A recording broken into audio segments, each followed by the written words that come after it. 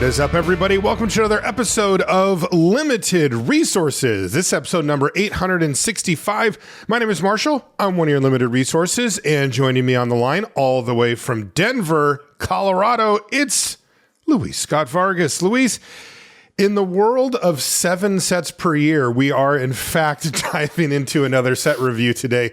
This one is for The Hobbit.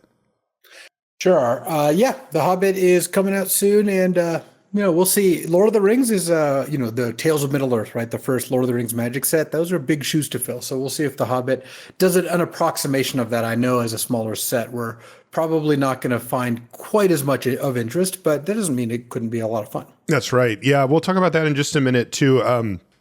But nevertheless, we are doing our common and uncommon set review for The Hobbit today.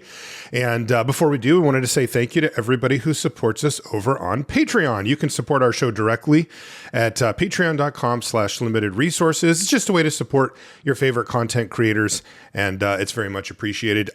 We are also supported by Ultimate Guard. Make sure you check them out if you need to protect your cards, your decks, even your entire collection. And you do. Magic cards are valuable. You want to make sure that they last, that you can sell them or trade them if you need to, that you can keep them forever if that's the kind of player you are, and you need to keep them in good condition. So we're talking sleeves, playmats, deck boxes, long boxes, binders, backpacks, all that kind of stuff to make sure that your cards in your collection are protected properly. And of course, that means combining two really important design elements: the actual design of the product itself with premium materials. When you marry those two things together, you can get some really great stuff, and Ultimate Guard is excellent at doing just that. If you want to check out their full line of products, you can head over to ultimateguard.com and you can pick some up from your favorite local game store or online retailer. Thank you very much, Ultimate Guard. We do appreciate it.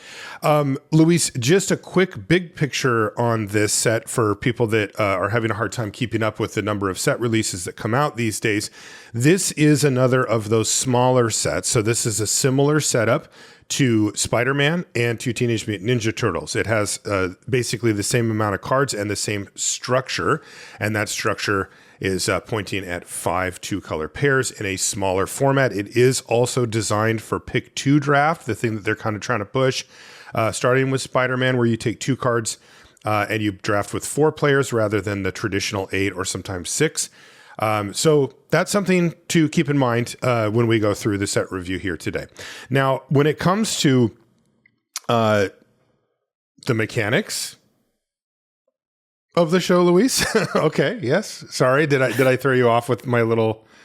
No. I as I saw your intro, I decided that it would be better to talk about mechanics and archetypes before hitting into the grading scale. Cool. So the mechanics then would be focused on the kind of, is it random? There's 5 color pairs that they chose here, Luis, but oftentimes we think in terms of allied or enemy color pairs, and maybe they'll grab, the 5 enemy or the 5 allied. But this one actually doesn't have that. It has, I think, 2 allied and 3 enemy pairs for, I don't really know why. Yeah. The supported draft archetypes are blue, white, red, black as allied, and then black, green, red, white, and blue, green as enemy. And there's also not a mechanic that lines up exactly to every color pair, though there are some where that's the kind of the prominent theme. So red white is dwarves, and storied is the kind of big mechanic here.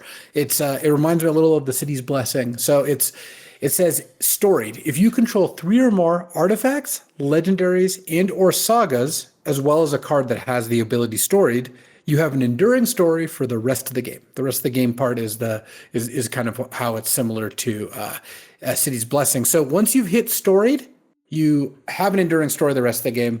It doesn't matter if you then go down on those permanents or you lose the permanent that has storied. So to give you an example, the one they used in their mechanics article is Thorin Oakenshield, right? It's red white for a 3/2 legendary dwarf noble. It's got trample. It has storied. So he says, okay, look for 3 or more legends, artifacts or sagas, of which he has 1. So you just need 2 more.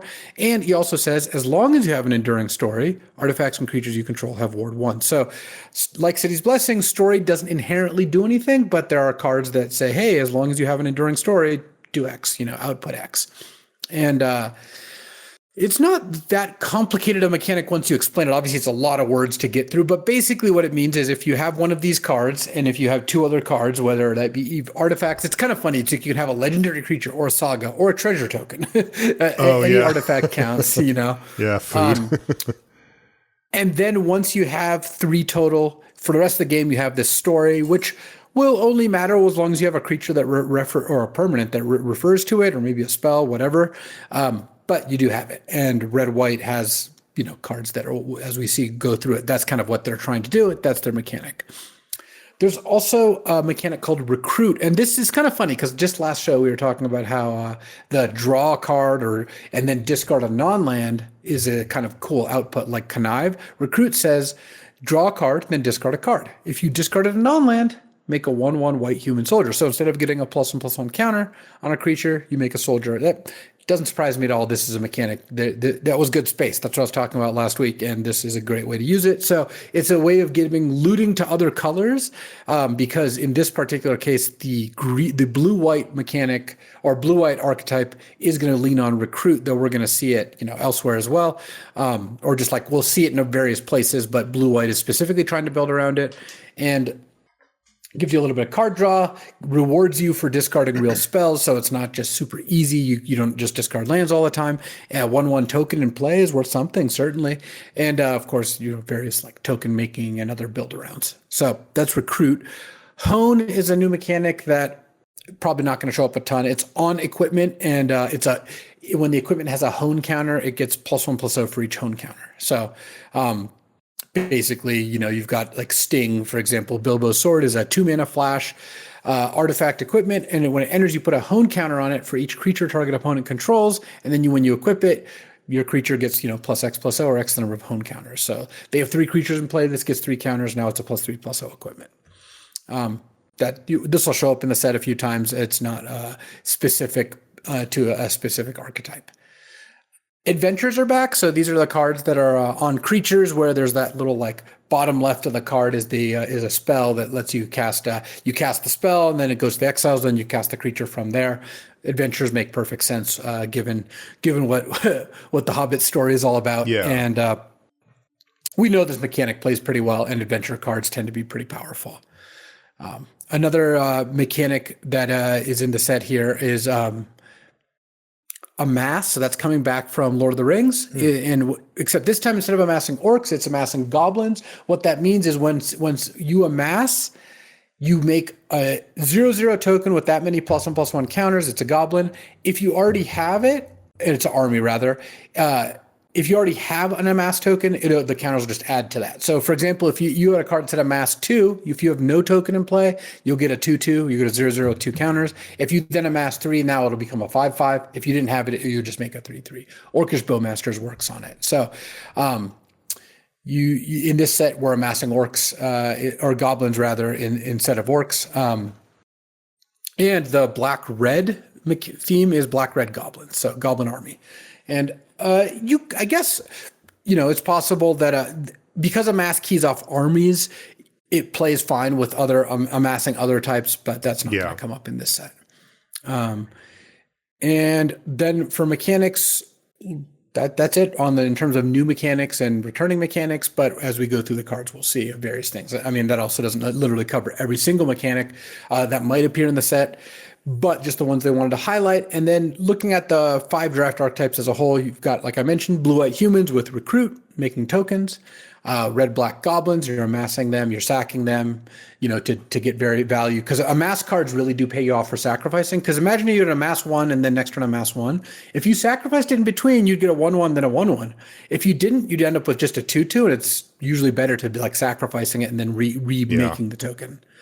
Green-black is wolves is the mechanic, and using the ferocious mechanic, which cares about 4 power. So again, we'll see that on the cards as we go through. Red-white is dwarves. You're trying to tell your story. You're trying to get storied cards out and get enduring benefits. And then blue-green is elves again, just like in the first Lord of the Ring. Blue-green I think is a really good color combination flavorfully for elves. This time instead of the scrying thing, we're accelerating our mana for late game payoffs and then using landfall triggers to keep pressure on. So we'll see how that plays out. That's just what they're saying. Elf so ramp, those are those are the mechanics and archetypes. Like I said, 5 archetypes there, and that doesn't close off the possibility of sometimes, you draft, I don't know, green, white or something, but it's not a supported archetype. So those 5 are where most of the drafts are going to land. Yeah, it'll be interesting to see how this plays out as well, just because it is such a easier fit for a normal Magic set, since, the Lord of the Rings universe is, a big influence on early Magic, and just one small step away. I think there's a world where if you showed me this set and I had never heard of The Hobbit or Lord of the Rings, that I would just believe it was a Magic set. Like, oh, okay, yeah, there's some elves, and like I'm used to this stuff. And especially Spider-Man, but to a lesser extent, Teenage Mutant Ninja Turtles, they both had a lot of hurdles to try to get over. And one of the smaller ones, but it was present, was the flavor stuff, stuff like, bagel and schmear or whatever, and pizza everywhere and stuff like that. Just that added to the, this isn't quite hitting for some people, not everybody, but for some people, and this set won't have that issue. So I'll be curious to see how that goes. One last thing before we dive into the cards, Luis. Grades. We're going to be grading these things. We are. So we've got a grading scale that we use. It's A through F with 2 subgrades. And the A's are the bombs and game winners, cards that are good in many situations, especially when behind. Don't typically see a lot of A's in the common and uncommon review. Every now and then one sneaks in. More often, though, what happens is that we don't give out any A's in the review, and then retroactively, like one of the commons kind of hits or uncommons more likely rather, hits like the A- level or something. But usually we don't see a lot of these cards. We're talking cards like the Superhero Civil War, Captain Marvel. B's, these are the cards that actively pull you towards their colors, headliners for a set, go-to cards, and are reasons to be in a particular 2-color pair here. Cards like solid removal, cards that are efficient, cards that you're actively happy to have in your deck, cards like Hero in Training or Trickster Stratagem, examples of 2 commons that are easily hitting the B level. C's, these cards are playable. They're the Pawns of Limited. They're pretty interchangeable, and you need some amount of these for your deck. You're always going to fill them out.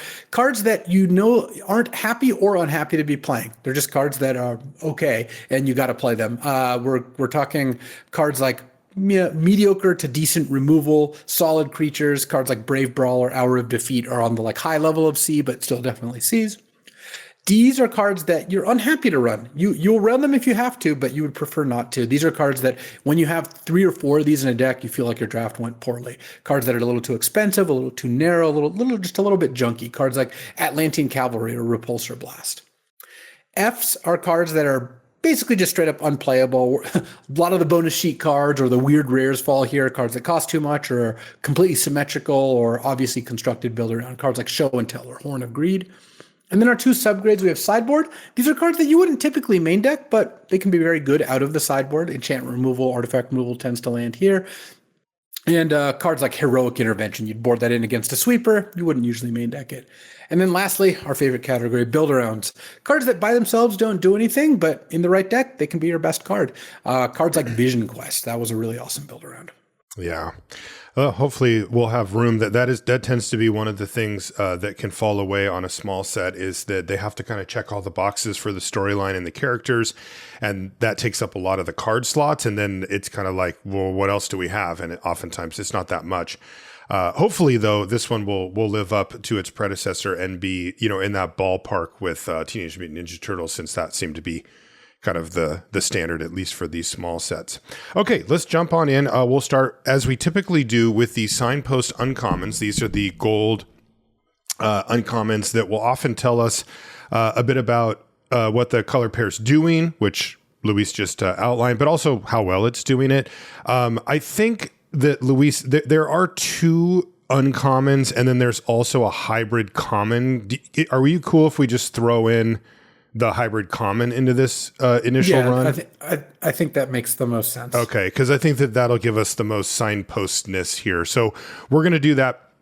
So our first card up is for the blue-white pair. It is Bard the Bowman. This is 1 white-blue for a 1/3 legendary human archer at uncommon with reach. If you haven't played Magic for that long, it's really common for creatures that are able to use a bow and arrow to have reach, and this one does. Whenever you draw your second card each turn, put a +1/+1 counter on target creature. It gains lifelink until end of turn. So clearly playing with Recruit, because any card that has Recruit will draw you that second card. You really just need to trigger this once and you're pretty happy, especially since the threat of activation is very real here. If you draw at instant speed, then you're going to get that counter at instant speed and lifelink as well. So I would say Bard's probably going to play out like a B. It seems like it's just going to be very smooth in these kinds of decks. Yeah, the wrinkle I have is I'll be looking for instant speed ways to trigger it as well, just because that can really mess up combat. +1/+1 counter and lifelink. Note that if you want to do it instant speed on their turn, you got to find a draw too, because you don't get that natural backstop of you drawing a card for. That's right. So B for Bard the Bowman. Next up is Patient Instructor. This is the common of this 3-card trio here. This is 2 and a blue-white hybrid. So 3 mana total. You can pay 2 and a white or 2 and a blue for a 2/2 human citizen at common with vigilance. And when this creature enters, recruit. And as Luis just said, that means draw a card, then discard a card. And if the discarded card is a non-land card, you get a 1/1 human soldier token. Yeah, I mean, Patient Instructor is nice. Nice. I mean, if you discard a non-land, you're getting a 2/2 with vigilance and a 1/1 token, a card draw trigger, a soldier, everything you get from that token. Granted, you have to discard a non-land, so on turn 3, that's not going to be a big deal, right? You cast this on turn 3, most games you're going to have just a big mix of lands and spells, and you'll be fine to discard a spell. This won't hit as hard when you top deck it, right? And you're like, you have a land in your hand, you draw this card, you cast it, you draw a spell, you're like, well, I'll probably still discard the land at that point. But That's nothing to take away from Patient Instructor. They even threw on that vigilance. I would say this is going to play at like a C+ level. I think so too. C+ for Patient Instructor. I'm interested. Next up is Eagle's Rescue. This one costs 2 and 2 blue-white hybrid, so 4 mana total. And this is an uncommon aura that enchants a creature. The creature gets +2/+2 and has flying. And the Eagle's Rescue has the activated ability 2 and 2 blue-white hybrid, so same as its mana cost. Return this card from your graveyard to the battlefield attached to target creature you control with power 1 or less, and you can only activate this as a sorcery. Man, that is really annoying. You can see the obvious synergy with Recruit, spitting out 1/1s, but I mean, you can also just have other creatures in your deck. In fact, the prior 2 cards both can produce a 1-powered creature, for a target, because that would be the disaster is if you just don't have a target for this thing. But, to bring it back. But yeah, that's pretty interesting. It is a little expensive though. It is, but I mean, this card just looks like a beater. This looks so annoying. The first time they cast this, they're going to put it on like a 3/3 and hit you for 5. You're going to take a bunch of damage. If you have an answer, you get to keep playing. If you don't, you probably lose, right? Imagine putting this, even on just the Patient Instructor, it's a 4/4 and it hits you from 12 to 8. Well, you better do something, right? And when you do, looking back, even on Patient Instructor, well, where's that token? What's that guy up to right now? Because if you got any, this all of a sudden, now not all your tokens at the same time, but every token can effectively be a 3/3 flyer. I mean, Eagle's Rescue, you got to be interested in attacking them. You got to be assertive, but blue-white tends to play that way. Recruiting seems to line up very nicely with that. And look at this card. Is this a good one to discard to recruit? I think so, yeah. Man, so totally. I would give Eagle's Rescue a B. I think this is going to be a really obnoxious card and a very strong one. Yeah, I think the thing with these type of cards is that you want to have an excuse to just run them out and not have to worry so much about your creature getting killed. And this actually gives you that excuse. Like if you're targeting a 1/1, oh well, if they use a full-on removal spell on it anyway. Okay, so that'll move us to black-red, where our first card is actually the common. It's called Goblin Plate Mail. It is 1 and a black-red hybrid, so 2 mana total for an equipment artifact. And when this equipment enters, amass goblins 1, then attach this equipment to the amassed army. So what does it do? Well, the equipped creature gets +1/+0 and has menace. And then, yikes, the equip cost is 4. So it's extremely expensive to equip, but it makes a creature when you cast it and it comes equipped to it, and you get yourself, a 2/1 menace for 2 mana to start off with? That's pretty damn good. 2 mana, 2/1 menace. The other thing this can do because of the way amass works is if you have a 3/3 amass token in play, this gives it +2/+1 and menace right away. So yeah, you you get to like kind of get haste out of the whole thing. Like you could easily see, a situation where you have a 2/2 or a 3/3 army, and then this comes in and lets you hit out of nowhere for a solid chunk of damage. Mostly you're going to want the value of just playing this on 2/1, happily trading for their thing and ending up with this plate mail, which in the late game, granting menace, that's a lot stronger than like if this was just +1/+1 or something like that, even +2/+0. So I like Goblin plate mail. I would give it a C, maybe even a C+. Part of it is during the drafting portion, this is a pretty flexible card to take. It's going to be at its best in literally black-red, but I mean, it's a red card for your red-white deck that cares about having 3 artifacts and legends in play, right? Sure. It's a solid card for any deck that just needs something to carve out with, and it'll be at its best in black-red, but it's so flexible that I would draft the plate mail at around a C+ level. Yeah, I like C for Goblin plate mail. It's an interesting case study in ignore the equip cost and see if you like the card. And it's like, yeah, I kind of do. And then you get the equip cost as a, sure, I didn't have anything else better to do, or I crafted some game plan around it late. And that's totally fine. Next up is Fearsome Goblin Pair. This is 2 and a black-red hybrid, so 3 mana total for a 1/1 goblin soldier. And when this creature dies, amass goblins 4. Woo! Expendable. Oh yeah, this is one. I mean, more so than even expendable. This is one you really want to die. Yeah, does that become an issue? Because it is only a 1/1. They are certainly not enticed to block it. So that's not like it could just say 3 mana 1/1 unblockable, and your opponent would be like, fine, like I'll just take 1 forever for that. Sacrificing it, blocking with it, are those the two most common ways to get your certainly value? Sacrificing it is going to be your easiest way because you have the control over that. But yeah, sacrificing it or just blocking are going to be the two main ways. You could equip it and attack and make them block it eventually, or they just get to really low life total. But I don't think it's going to be that hard to convert this. I think this is going to be like around a B- for the Goblin deck. I mean, the more sack stuff you have, the better. This is, despite being hybrid, stronger black-red, I think, leaning than some other hybrid cards could be, because if without the sacrifice component, imagine this in a red-white aggro deck. It's not really going to do anything. So you got to pick your spots, but it's very good when you can sack it for value. Yeah, I like that. 2 B- for Fearsome Goblin Pair. Next one up is Bolg of the North. This is 3 black-red for a 5/5 legendary goblin soldier at uncommon. And it says when Bolg enters, you may sacrifice another creature. When you do, Bolg deals damage equal to that creature's power to another target creature. If excess damage was dealt this way, amass goblins X, where X is that excess damage. Wow. 5 mana 5/5 that chucks something at one of their things and sometimes even leaves behind some more material on your side. That is crazy. Wow. Yeah, there's your sacrifice outlet, I guess. There is. I think the main joke here is you're going to sack a big army to this. Because it is a power that it checks, right? Not mana. Because this is not the easiest card to use. Sometimes you'll cast this and you won't have another creature in play, or your creature won't be big enough. Like sacking a 2/2 to kill their 2/2 is just not that good. Like and sacking your 5/5 to kill their 2/2 and then amass 3 is fine, but that's pretty good, right? I mean, you've created 8 power and 8 toughness, and they've lost a creature. You've lost a creature.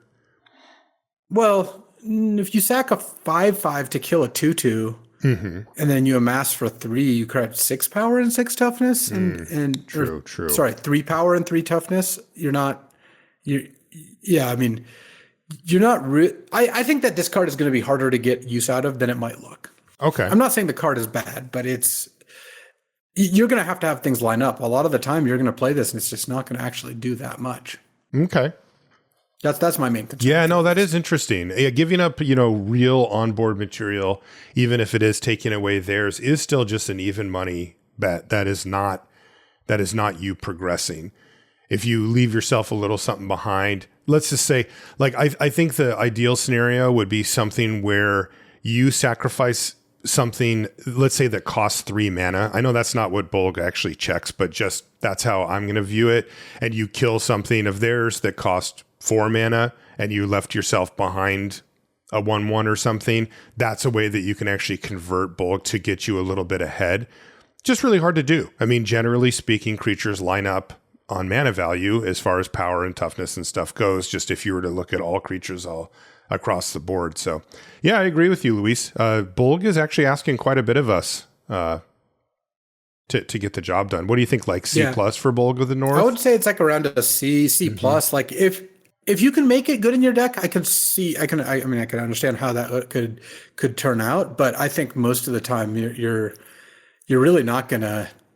Yeah. See, you're not gonna get the dream turn out of this as often as you might think. No, I think you're right. Yeah. One thing to look out for as a wrinkle are removal, from say blue and white and that type of thing that leaves the creature on the battlefield. If those end up being the best common removal from a couple of colors, then Bulg will get a little bit better because you'll have creatures sort of sitting there ready to be anything sacrificed. just that's pacified that you're sacrificing is that's gonna be awesome for sure. Next up is black green. Our first one is Duskwatch Hunter. This is 2 and a black green hybrid, 3 mana total for a 3/1 wolf at common. And it says this creature can't be blocked by tokens, which is really nice when you have a 1 toughness creature. And then it says, when this creature enters, put a +1/+1 counter on target creature.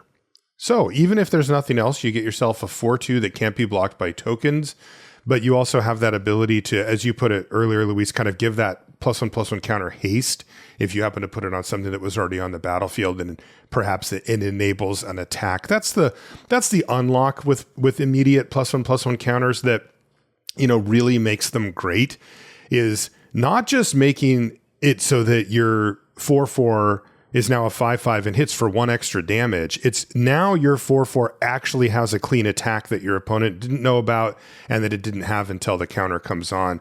And I don't know, do you think this Duskwatch Hunter is going to be a heavy play type card? Yeah, I think so, especially since because it can't be blocked by tokens, you don't have to put the counter on it as much as you would have otherwise, because it doesn't get chumped by a 1 or traded for by a 1/1 token. Right. Normally, that's like the biggest weakness on a 3/1. And this, because it kind of dodges that already, you can just put your counter on somewhere else and not worry about it. It also plays as a 4-power creature when you need it to, which this is the black-green kind of mechanic. So I think Duskwatch is going to end up being like a C plus level card. I think so too. Yeah, it's a wolf that can be a 4-powered creature, and that is exactly what black-green is all about. Next up is the Chief Warg. This is 2 black-green for a 3/3 legendary creature wolf. This is uncommon. It has menace, so 4 mana 3/3 menace, and it has ferocious. Whenever you attack while you control a creature with power 4 or greater, you draw a card and lose 1 life. And I mean, that's a great payoff, but you can see now why, we're looking at Duskwatch Hunter and going, well, that is a 4-power creature just in and of itself. So that's why this type of thing is important. I mean, that's a total game changer, right? The Chief Warg goes from being pretty dang good, fine, 3/3 menace for 4, sure, to must kill best card on the battlefield, if it's a menace creature that's attacking and drawing you a card every turn. I think that the Chief Warg, obviously you got to do a little work, but it's really good if you have it. Yeah. And a 3/3 menace means that this can attack with impunity, which is nice too, because if you can pump this, it's going to be great in combat too. Yeah, I guess you would need to make sure if it lined up correctly that you would pump it first in some scenarios to get your card, right? Yeah. What I mean is, like, if you put a counter on it with Duskwatch Hunter, it's going to be a pretty good attacker. So I was thinking in terms of like a pump spell. This is one of those weird scenarios. If you have a +2/+2 pump spell, you don't want to. You'll miss out on a card if you don't cast it first. Though obviously casting it first can can be a risk as well. Be careful. I would give Chief Warg a B. Yeah, I like B for the Chief Warg. It's nice. And man, I have such a soft spot for simple, cards like this. It reminds me of Core Set and, like kind of old school Magic. This card is called Large Bear. And it is 3 and 2. What is it? Yeah, what could it possibly be? It is a Large Bear. It costs 5 mana, 3 and 2 green-black hybrid. So you can pay 3 green-green, 3 black-black, or 3 black-green for it. It is a 5/5 bear. It's uncommon. It has reach, trample, and haste, which is exactly what an extremely large bear would have. And it does. And it just all kind of fits together. Now, the interesting thing about this, though, Luis, is that it is not a wolf. So, who knows how much that matters. It's a bear. It's actually a large bear if you want to get technical. But it is just huge and has,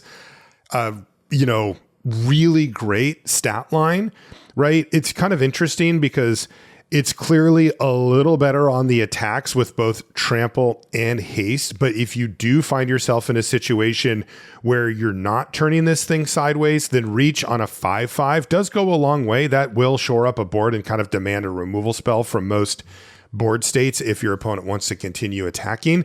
And that's a nice combination of abilities right there. Yeah. I mean, this is just going to be pretty good in most circumstances. The parts where it's going to fall short are the parts where they just have a good removal spell for your large creature. Exactly. But good on offense, good on defense, good stats, easy to cast. Like this is not a difficult card to take early. That's right. And yeah, that's a good reminder that we should do too, Luis. The hybrid mana symbols, they look harder to cast, like it looks like a gold card or something weird's going on, but they're actually easier to cast than normal. They give you more options on what to pay your mana for. So that's something to keep in mind.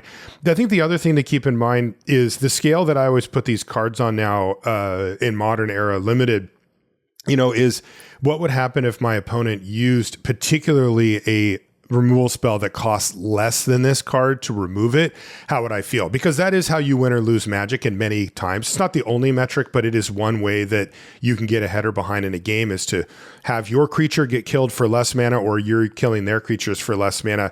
And this one is susceptible to that, but the haste really does matter for that, because if the equation is I cast Large Bear, I hit you for 5, you untap and spend 3 mana or 4 mana to kill it. Am I happy? No, but I did get 5 damage in. It's not quite the same thing as getting a card back or killing one of their things, but it does count. And also I like the fact that if they happen to not have a removal spell, and 5 toughness ends up being an inflection point a lot of times for a lot of removal, where it makes it a lot harder to kill for red spells and some black spells. This thing is going to run them over. So to me, it does get across the board. I like it. I think this is, we call this a rate card, right? It's just very simple power, toughness, and abilities, without anything cute going on. Synergy wise, who cares? It's just like a monster that you cast, but I kind of like it. Yeah, I think Large Bear is going to end up being kind of like a B-. Yeah, that's what I was thinking too. Reminds me a bit of the Charging Monstrosaur. It does too. I was thinking of that card too. Former fame. Which was like a B+, or maybe even better than that. But yeah, so Large Bear, B- for Large Bear. Yeah, next, I think B- for Large Bear. Yeah. Next up is Red White, and you said this is the Dwarf archetype. So our first card up is actually the common, though it is a legend, and this is something that we've seen in the other sets too. Legends at common pretty often. This is Nori, Teller of Tales. This is 1 and a red-white hybrid, and this is a 2/2 legendary dwarf bard at common. And it says, whenever Nori attacks, target attacking creature gains first strike until end of turn. So you don't have to give it to this, but you could, obviously. Yeah. Attacking is a 2/2 first strike. Okay. Yeah, this is probably fine. It's a legend, so it helps tell your story. 2 mana 2/2 that attacks as a 2/2 first striker. This is basically just better than a 2/2 that gets first strike when attacking, because you can put it anywhere. But most of the time, I think it's going to want to protect itself there. Mm-hmm. Yeah, I would give Nori probably like a C+. I'm just going to go C on Nori, Teller of Tales. Maybe the legendary thing is a little more important than I'm giving it credit for, but I don't know. First strike, sure. Next up, another legend. In fact, all 3 are legendary for these red-white cards. It's Thorin Oakenshield. This is red-white for a 3/2 legendary dwarf noble at uncommon. Thorin has trample and storied, and as Luis outlined, it says if you control 3 or more artifacts, legendaries, and or sagas, you have an enduring story for the rest of the game. And it says as long as you have an enduring story, artifacts and creatures you control have Ward 1. Yeah, I mean, that is a It is a bonus, and Ward 1 can be quite annoying. It can really shut off certain plays. Are you going to build around this card? No. Is it a uncommon bomb? Certainly not. Would you play it in every red-white deck? Yes. So that Yes. seems to me like a C+. I don't know. Yeah, C plus B minus. Wow, that was a really succinct way to frame that. I'm like, yep, that all checks out. Yeah, C plus ish for Thorin Oakenshield. Next up is Bifer. Bifer. Do you have any? Pfeiffer, I think. Man, it's hard because he kind of made up his own language when he wrote the books. He really did. Don't know how to say any of these. Anyway, I'll go with Bifer, Melodic Rider. This is 6 mana. It is 4 and 2 white-red hybrid. So 6 total mana for a 4/5 legendary dwarf bard at uncommon. It also has storied. And it says, whenever Bifer enters or attacks, put a +1/+1 counter on target creature. As long as you have an enduring story, if an ability of a dwarf you control triggers, that ability triggers an additional time. You're like, this is a payoff. That's a payoff. So does that happen? Like if I have Thorin and a random artifact and I cast Bifer, do I get the double trigger straight away? Yeah. You will then be storied or have an enduring story, which is a kind of like a static effect. It just happens, right? There's no like trigger. Just like City's Blessing just pops up if you cast Ocelot Pride or whatever. And then it does feel like that, by the way. Yeah. And then if you've ever played against Ocelot Pride, it feels like they just automatically get it. But anyway. Yes. And then when you cast this, you'll get it's a dwarf, so you get a +1/+1 counter, and then you get another +1/+1 counter. Yeah. And then if you get to turn it sideways, you get to do the double thing again. Yeah, I mean, this seems great. Also, the fact that it's 6 mana does make it a lot more likely that you get storied going, that this is like the last thing that you play, because you only need the 2 other things to have survived at that point, and that's not impossible by any stretch. It is 6 mana. It is only a 4/5 on its own. You are getting a counter, so we'll call it base level a 6 mana 5/6, which is fine. But you really do want to start getting the double triggers going, I think, to make it good. How much do you want to put build around on storied? Do you think it's just going to happen naturally, or do you think you're going to have to make deck decisions? I don't have a great sense on it yet, but I do think that it's going to. Most of the time, your red-white deck is going to try to do this and will, I think, succeed. So does this count as a build around? No, I don't think we should grade all the storied cards exactly as build arounds. I think that some amount of the time they're just going to work. That's going to be what you're trying to do. Do you think Bifer makes it to the B level? I would start with this is like a B minus. Yeah, I think so. Yeah, I mean, I like let's just say I read you the card and I didn't read you the storied part. It just always puts 2 counters everywhere. Would that be a B plus, a B? 6 mana 4/5 when it enters, put a +1/+1 counter, and then put another one, and then when it attacks, do it twice as well. Yes, that would still be like a B minus, probably B minus. I think I'd give it at least a B. I think. But I think that just because it's part of what's going on here is that it's helping all your other stuff too. Totally. Which is I think a pretty big deal. Yeah, I think I would probably give Bifer a B. I think the upside is I'm fine with giving it a B and giving it a little bit of credit. Exactly. This thing's going to work, so let's go with that. That is exactly what's happening, because on the surface, it's not quite there. Our last color pair is blue-green, which are the elves. And our first one is the common. It's called Mirkwood Nurturer. It costs 2 and a blue-green hybrid, 3 mana total for a 3/2 elf ranger. And it says, when this creature enters, return up to 1 other target permanent you control to its owner's hand. If you do, put a +1/+1 counter on this creature. They're enabling landfall nicely. Yeah. It can be anything. Yeah. What do you think about these? Because there's some really clever stuff you can do with these type of strategies, but generally speaking, they aren't baseline powerful, right? This is not the same thing as like affecting your opponent's board. You have to be doing something with this to make it worth it. And sometimes it feels a little more clever than it is actually just really good. Yeah. I think that If you have some good stuff to return with this, this is the kind of thing where like one in your deck is totally fine. Exactly. You don't need like a lot of them because it's just going to be hard to end up in a spot where you're really making them all work. But no, I think that the first nurture is probably fine. If you're really going hard on landfall, which seems like that they're trying to make you to at least consider that, then this card does get a lot better because it's a 3-mana 4/3 that lets you re-trigger a landfall. Something kind of like a 2-mana 4/3 late enough in the game, right? If you weren't going to make a land drop and you play this and return a land. Yeah. Is that good? No, I think this is probably like a C minus level card. That's what I think too. But it could be really, really cool depending on how much you've built around it. It is also worth noting that it is just a green creature that can be a 4-powered creature. So if you are doing ferocious stuff, true. It does that. Next up is Sylvan Reveler. This is 2 green-blue for a 3/2 elf citizen at uncommon. And it says, when this creature enters, draw a card, then discard a card. If you discard a land card this way, put it from your graveyard onto the battlefield tapped. Is that worded strangely? Put it from your graveyard?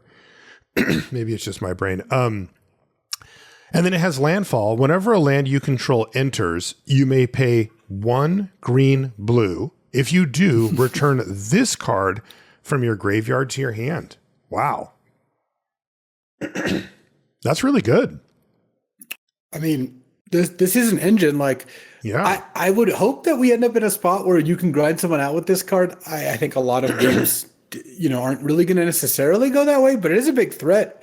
I can tell you, if your opponent plays this on turn 4, especially when they discard a land, and then you're like, I guess I should attack with my 2/3/3s and we'll trade off, and then they can get that card back. Wow, that sounds awful, but yeah, what are you going to do?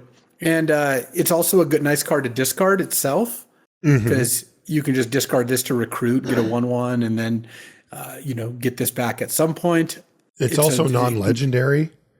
Yeah, it pseudo ramps you, but when you cast it on turn 4, so Sylvan Reveler looks like a B to me. It looks like a really strong value engine. I mean, this is just a ramp. Like, assuming you have a land, right? This is just straight up draw a card and ramp you. Like put a land card effectively from your hand onto the battlefield tapped. Yeah, it is great. Wow. So the only scenario where you're sad is just if you don't have a land. Yeah, then you're kind of losing value. Then you're only looting. Yeah, and you have this card that can come back pretty easily. Yeah, this is my favorite of the cards we've seen easily. This is super sweet. Wow. I'd give it a B. Yeah, I like B for Sylvan Reveler. I mean, dude, turn 4, draw a card. I mean, wow, that is really, really nice.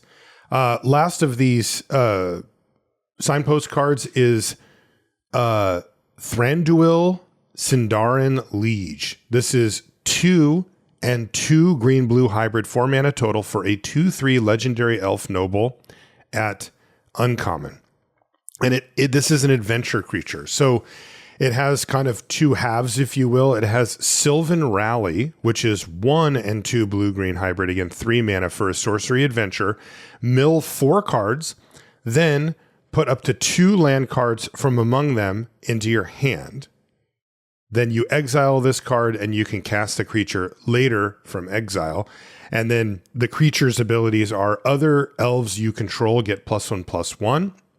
And landfall, whenever a land you control enters, create a 1/1 green elf creature token. My God.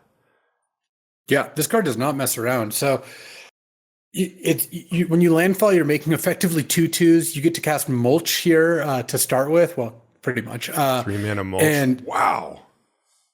And just you just get a really good deal overall. You don't even need to play other elves or anything. And it is a hybrid card. You could play this card as just a value card in like a blue-white deck or something like that if you wanted to. Yeah, you're maximizing if you're elves because of other elves get +1/+1, but it does pump up the ones it makes, and you're still getting the 1/1s either, the 2/2s effectively either way, so who cares?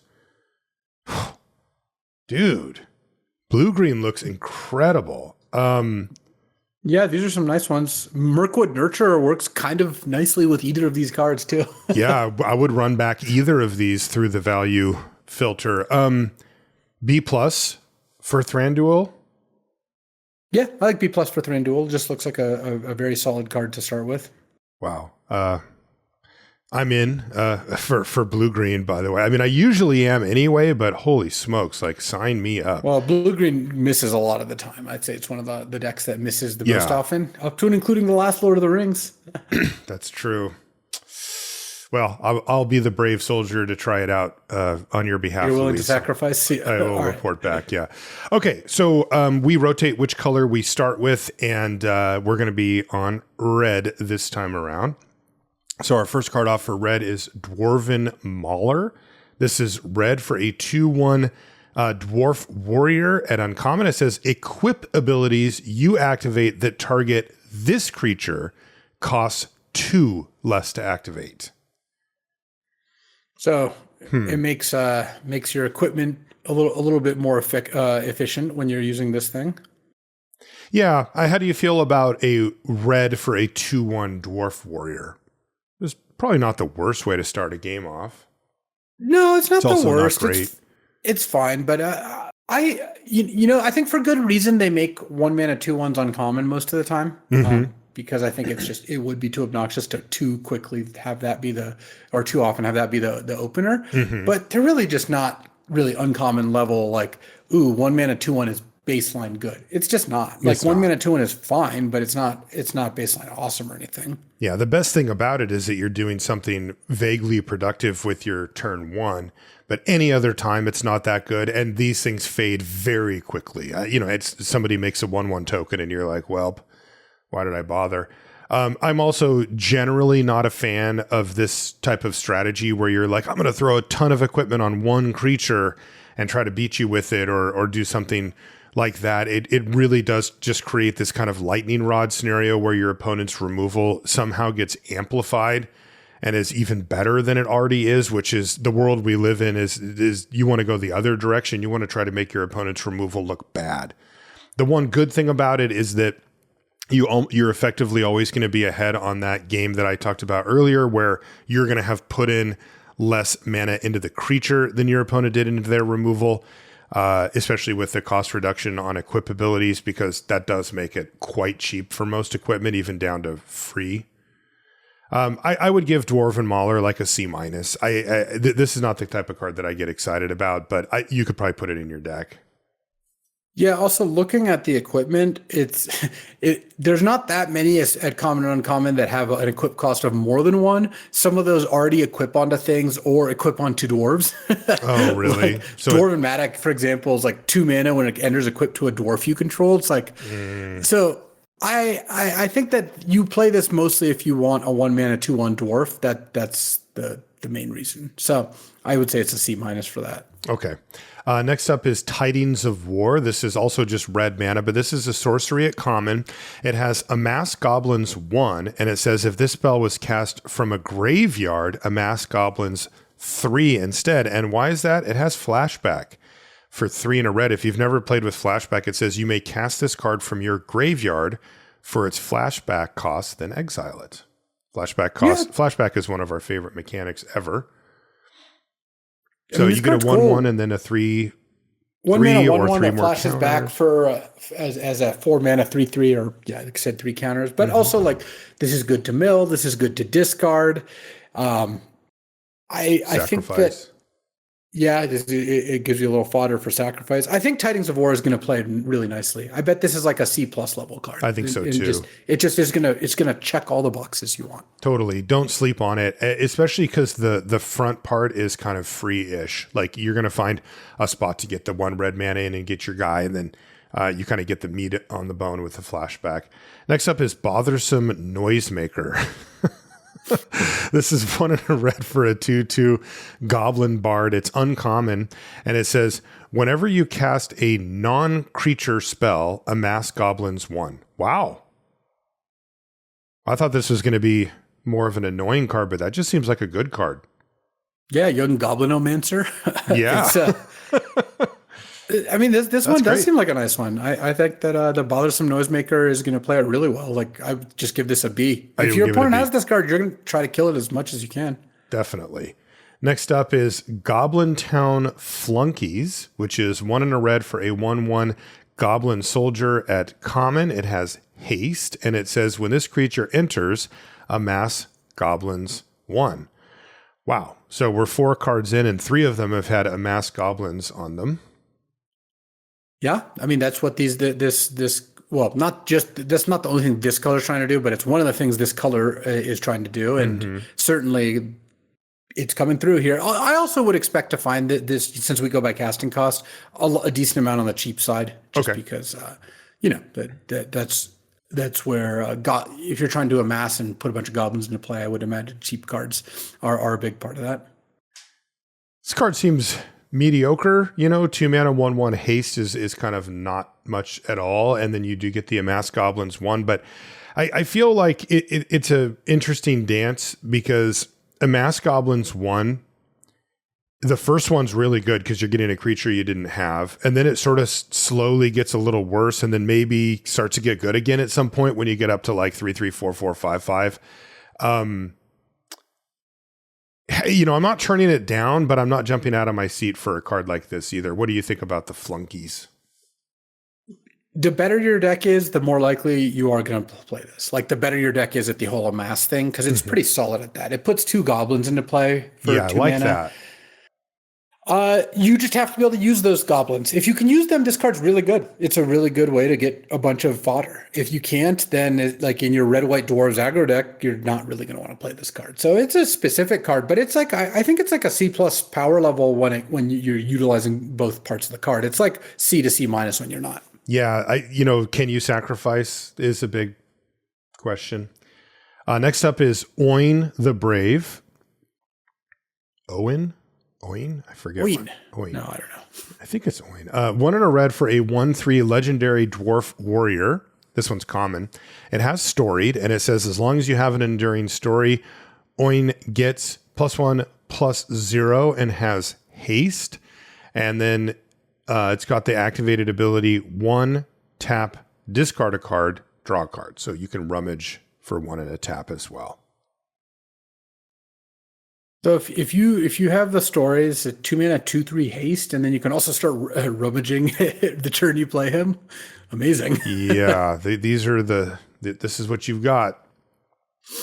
It just looks like a C or something, right? I mean, yeah, I would say it's a C. There's a lot going on. Can you imagine this card being a common, like even like 5 years ago? No, not that at would all. have been crazy. That's just nuts. This just would have been a lot of Magic's existence. I mean, just based on the amount of text on it. Yeah, it's just really funny. And it's a legend. All that stuff. It's a legend. Yeah. We're just going to give it a C somehow. It's just like, yeah, boring. Next. That's really funny. Next up is Pinecone Strike. This is 1 and a red for an instant at common. Choose one or both. Pinecone Strike deals 3 damage to target creature. If that creature would die this turn, exile it instead. So that's a good start. The other option that you can choose is destroy target artifact token. And that's clearly just a throw in, which is totally fine. Yeah, we're not going to be adding that one to the vintage cube. Artifact token not quite as good as a braid, but yeah, obviously Pinecone Strike is a fantastic card. But you get both here. I mean, this is like yeah. I mean, nab a food or a. Just comparing this to Suplex and a braid, more like obviously I'm looking at the cube level card, but yes, when it comes to wait a minute, I can kill a construct with this, Luis, in cube. Yeah. Oh, actually, you can kill a construct. You kill a treasure token. You can kill if there's any like a thing that copies artifacts or whatever makes artifact tokens. Pinecone Strike in cube. Let's go. This card's great. Obviously, 2 mana instant speed, deal 3, exile it is nice. Yeah, I would say it's probably. I mean. If red isn't as bad as it was in Marvel, then this card's probably going to be like a B- level card. Exactly. That's what I was the only reason Lightning Strike is like got terrible stats in Marvels because red is really bad. Right. But this effect is good. Don't blame Lightning Strike. Next up is Ragged Short Spear. This is 1 and a red for an artifact equipment at common. It says, when this equipment enters, you may discard a card. If you do, draw 2 cards. That's a surprise. Equipped creature gets +2/+0, and the equip cost is 3. It's worth noting here that this one does not auto-equip. You are going to have to pay 5 mana to get your +2/+0. But kind of who cares, right? Because this thing gets you some card filtering that doesn't leave you down a card. Yeah, and it counts for storied. It's a nice way to kind of have your like tormenting voice. Tormenting voice is a really funny effect because they have probably made 30 of these by now, and it seems that 1 in a red, discard a card, draw 2 cards is just very clearly an effect that they think plays well, makes the game smooth, but they know you got to put a little bit more, kind of incentive to run it. Because a lot of the times these end up being almost always this kind of effect ends up being like on the like lower level, like mid-lower level commons, right? Like, something that like a D level to maybe C level common. And Ragged Short Spear looks like it's probably going to hit the C level here just because it enables the storied theme, is an equipment that like if the game goes long, you just keep using the equipment.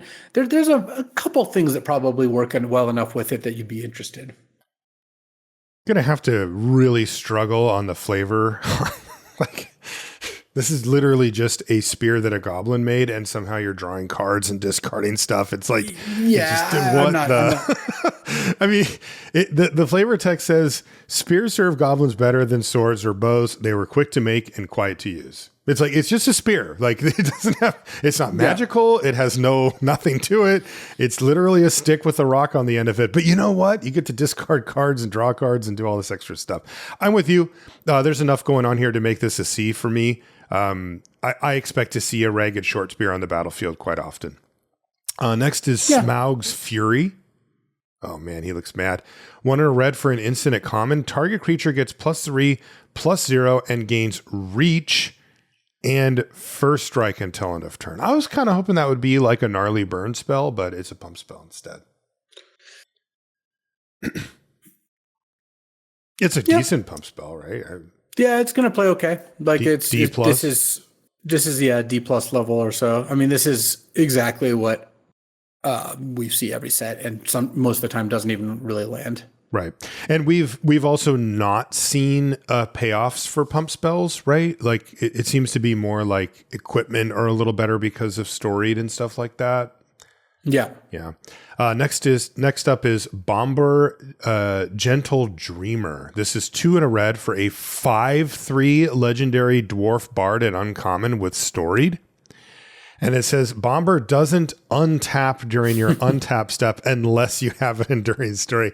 He's a little sleepy. See, now there's some flavor for you, right? Like, yeah. You got to wake him up. Bomber's out here. He's out here chilling, Now, it is interesting to note here, Luis, he doesn't enter tapped or anything, though, right? So you could use him as a big fat blocker or a one-time attacker until you get your storied going. How good is 3 mana 5/3? Let's just say no drawback, none of that. Yeah, that's pretty good. I mean, I'd give that probably like a B or a B plus. Like that 5/3 is like 5/2 is a lot worse. But I don't think you give it a decent. B plus. Maybe a B. B minus. Yeah, this isn't that different from that because it enters untapped. It can block fine. You know also that it's not gonna untap, so you're just not going to attack with it if it won't untap in all the cases. And it's also 1/3 of what you need to get to storied, which isn't looking that hard right now. Agreed, especially since it feels like they all spot you the one that they're on, so it just seems to be 2 others. No, you're right, not B plus, B minus, or in the right context to B, but B minus for a 5/3 for 3 I think would be about where I would land. It's very big. I mean, 3 mana 4/3s do well. I kind of want to give this just a B minus. But I think it's a great card. I do too. Yeah, B minus. I just feel like Bomber. it does a lot of what these decks want already. Right? It's already it's a dwarf that hits pretty hard and gets you to storied. I don't think there's going to be that many attacks where you're looking at this and you're like, well, I can't attack, so I guess this isn't doing anything. Right. It also is, another auto ferocious for 3 mana. I mean, that's very easy too. I like it. Next up is Dory, Bearer of Friends. This is 2 and a red for a 3/2 legendary dwarf warrior at common. It's got trample.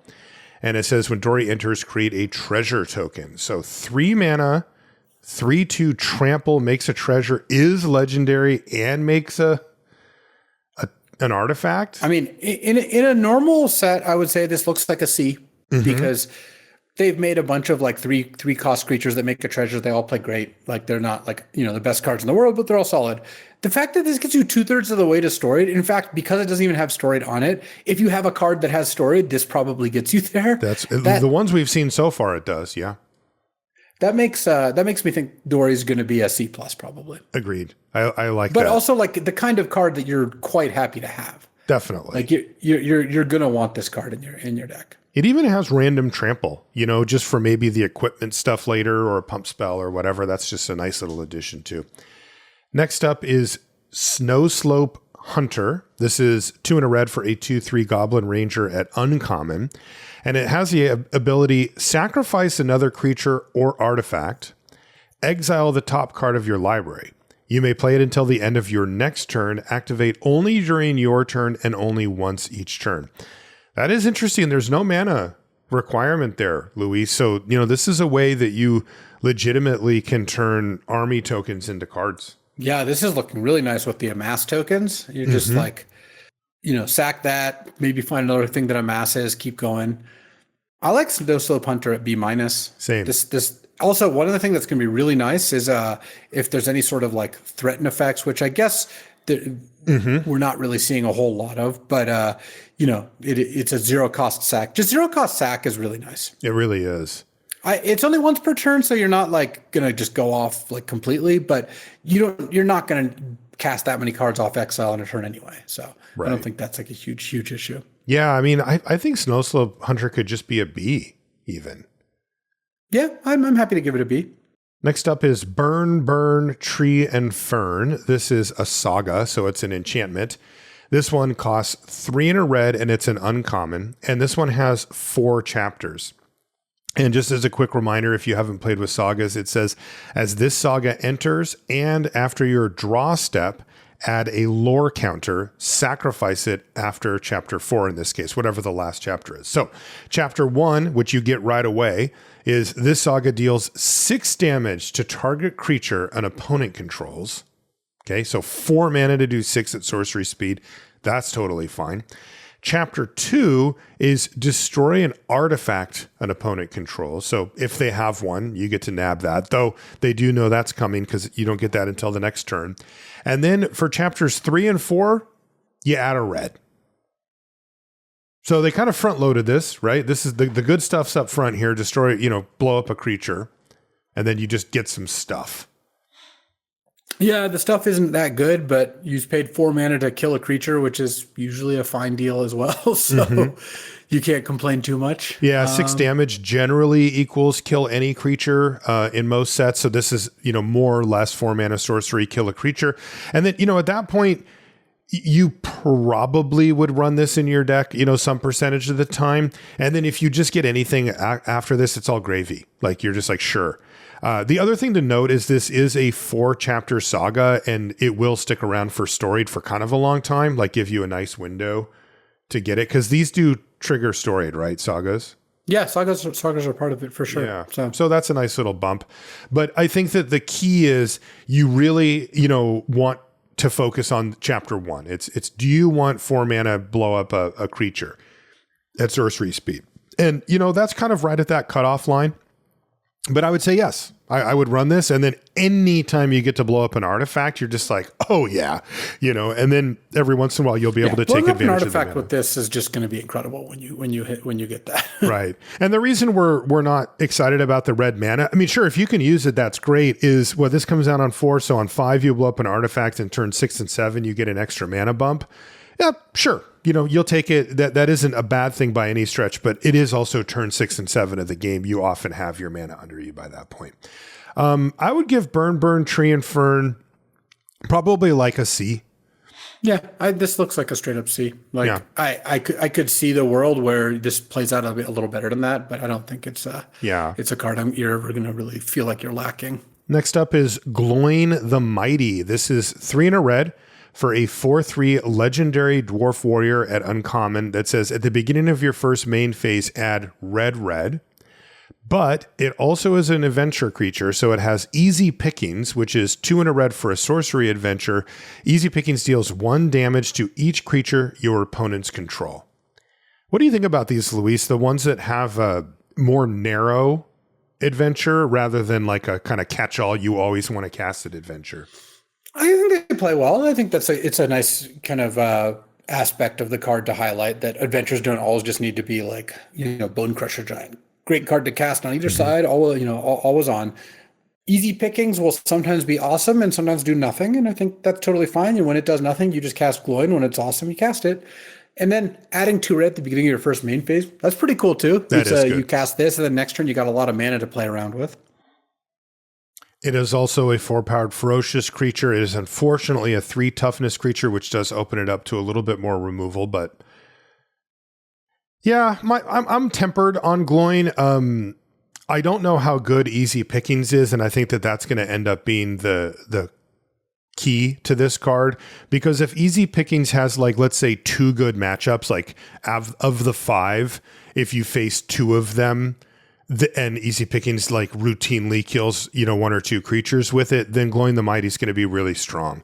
If that's not the case and easy pickings rarely goes on the stack, then I think Gloin the Mighty's fine. Not something I want to get overly excited about, but I do think you'd probably put it in your deck. It just has that air of the kind of card that we've been talking about today, where it does end up dying for less mana than you put into it. Yeah. And if you don't get to untap with it, you don't really get anything out of that transaction. A good example, just that we've only done red, but if it gets Pinecone striked, it's just a disaster. Like that is a way to lose a game of limited these days, is you go Gloin the Mighty on 4, your move, and they go end step Pinecone strike it. Like you are so behind at that point. I know I've picked kind of a very specific scenario, but that's why I don't want to go crazy for Gloin. I think if you get to untap with Gloin, that's pretty dang good. I mean, it's a lot of mana to spend. You're probably going to be able to double spell on turn 5 pretty impressively. So overall, really difficult to give a grade to this one without knowing the format for easy pickings. I would start off at a C+ for Gloin the Mighty, just sort of hedging a little bit towards easy pickings might be good, and that the main body's like playable enough. I think that it's going to end up in probably the C+ B- level, but I think I would start at C+. I agree that easy pickings is not likely to be like a card that's awesome at all the time. And will it be awesome enough of the time to make this like a B level card? I don't think quite, no. Yeah. Next up is Gundabad Opportunist. This is 3 in a red for a 4/2 Goblin Rogue at common. It says when this creature enters, exile the top card of your library. Until the end of your next turn, you may play that card. Funny, this is giving us a really interesting case study in that phenomenon that we've been talking about today with the removal and stuff, because this represents both sides. It's exactly what you don't want, which is a high mana cost, low toughness, nothing else on the board creature. It dies a lot of the time for much less removal, much less mana than you spent to cast it. And so you're living with that. But it also has literally exactly what you want out of cards these days, which is when it enters the battlefield, it effectively replaces itself with another card. And that's how you mitigate that thing. So what's that? Yeah, it's a 2-for-1. It is. It's a straight up 2-for-1, but it's like serving itself up on a platter for cheap removal. It's really funny. Yeah, this was basically the Red Crimson Operative, right? From, the last set from Marvel. And as a goblin, as a 4-power thing, this looks like it again. We talk about checking boxes, but what that means is there's just more decks that are going to be interested in a card. And a hallmark of good design is, I imagine they go through as part of the process. We're like, if we made the Gundabad Opportunist a 4/2 instead of a 3/3, then the Ferocious deck would want it more often. Yes. Oh, yeah, that's a good, Yes. And that's kind of what's going on here. I know the Ferocious deck's green-black, and this is a red card, but there's just so many different cross-color synergies, and So there's just going to be cards that care about that in a lot of different ways. So is this card good? Yeah, it's fine. It's like you said, it's 4 mana and we'll trade for a cheaper card, but you get 2 cards, and that often will make this worth it. So I like C for this. You don't need to go out of your way to get a ton of 4 mana cards, but I think Gundabad Opportunist is going to be totally fine. I do too. And I think it's worth remembering that, from a big picture perspective, if you play this and you actually get, the other card somehow and your opponent kills it, you are ahead in that transaction. You might be behind tempo wise, but overcoming that with card advantage is a way to proceed to actually win a game from that scenario. Next up is Iron Hills Stalwart. This is 4 and a red for a 4/5 dwarf warrior at common. It has reach and trample, the 1/2 punch. It also has, when this creature enters, attach target equipment you control to up to 1 target creature you control. Nah. I'm just not that interested in this. No, it looks like a D. Looks like a D to me too. Misty Mountains Raider is next. It's 4 and a red for a 4/4 Goblin Soldier at uncommon. And it says, whenever you attack, amass Goblins 2. Woo. Yeah, I mean, this gotta survive, but.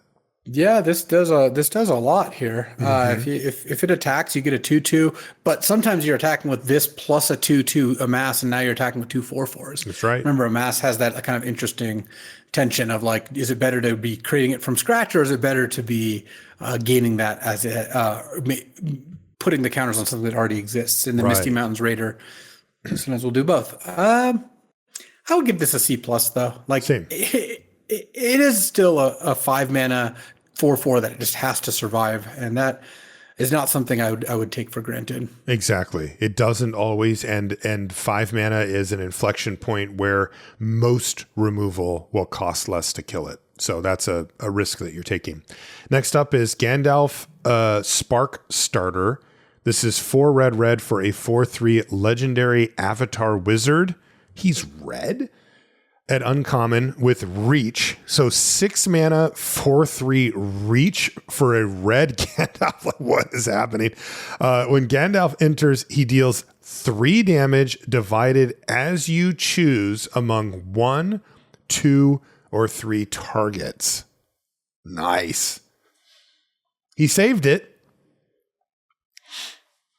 I mean, that's how you convince yourself to pay 6 mana for 4/3 reach, is to have it kill 1 and sometimes 2 and very rarely 3 things on the other side of the battlefield.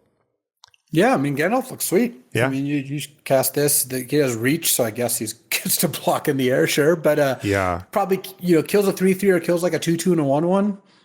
It also can go upstairs, right? Your opponent, yeah. So I like B for Gandalf Spark Starter. Yep. I mean, this is also the kind of card where if you get Gandalf, finding ways to get a creature back from the graveyard or bounce it from in play get a lot better. This is a pretty strong enters the battlefield ability. Totally. One other thing to keep in mind with cards like this is combat.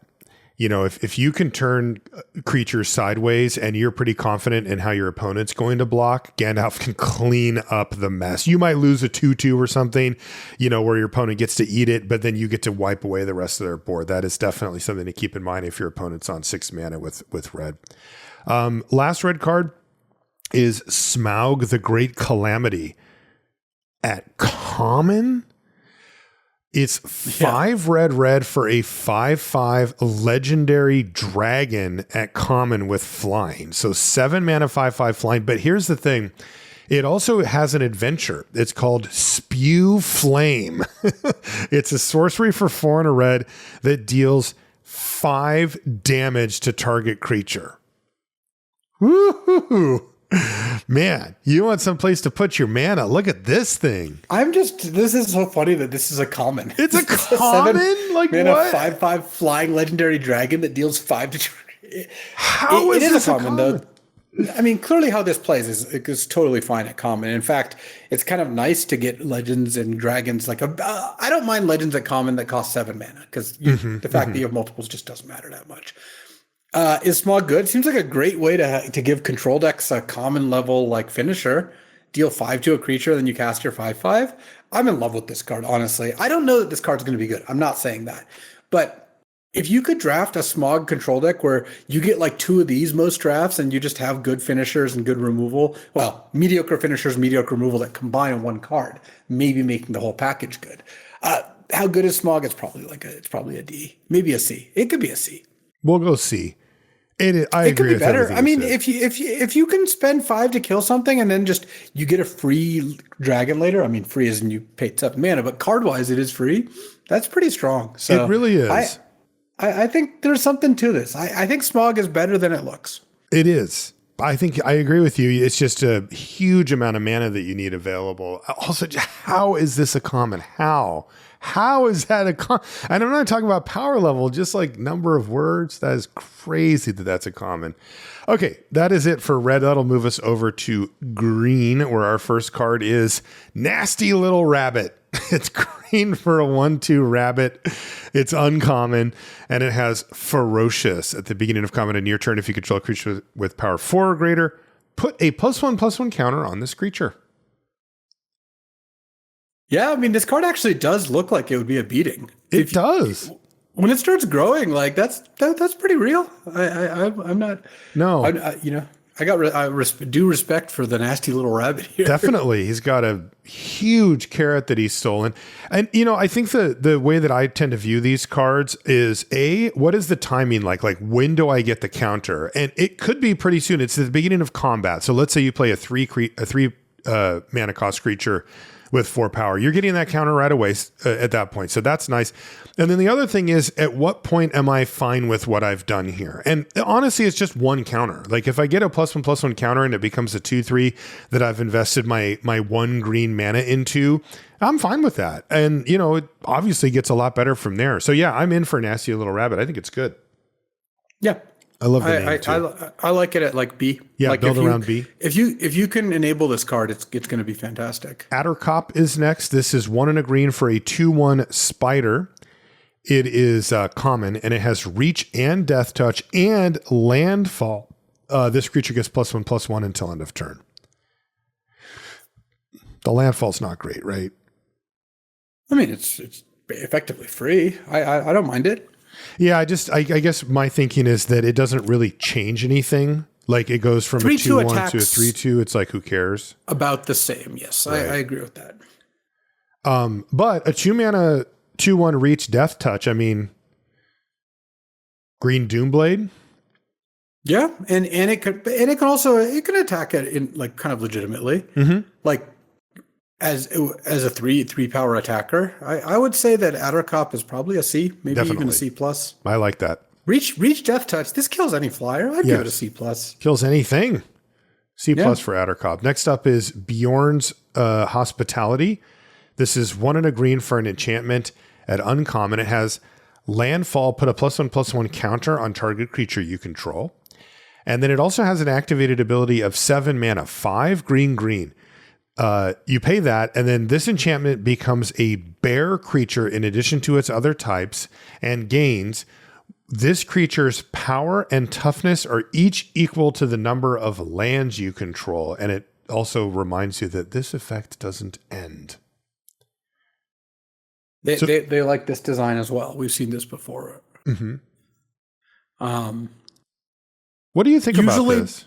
Usually the landfall part is not that good. Mm-hmm.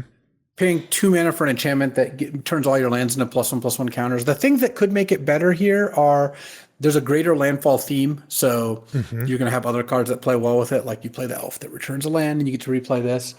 And the fact that the landfall ramp deck, it combines both those things. So the ramp part means that paying 7, that could also do something. Yeah. I think there's something here, but I'd be cautious about assuming that it's just automatically good. Like Louis said, these don't tend to play out as well as they look. That said, there's something here. You play it on 2, on 3, you play a 2-drop and then play a land and then you get a counter on it. And you're working your way up to this thing to become a 7/7 or an 8/8 or whatever late in the game without having to do anything else. There's something there. I would start C- on Bjorn's Hospitality, and I would be a little skeptical of it. Yeah, I don't mind C- for that. Next is Guardian of the Halls. This is 1 and a green for a 2/2 elf soldier at common. It has trample, and it has the activated ability 5 green, put 3 +1/+1 counters on this creature. Interestingly, it doesn't say you can't do that anymore.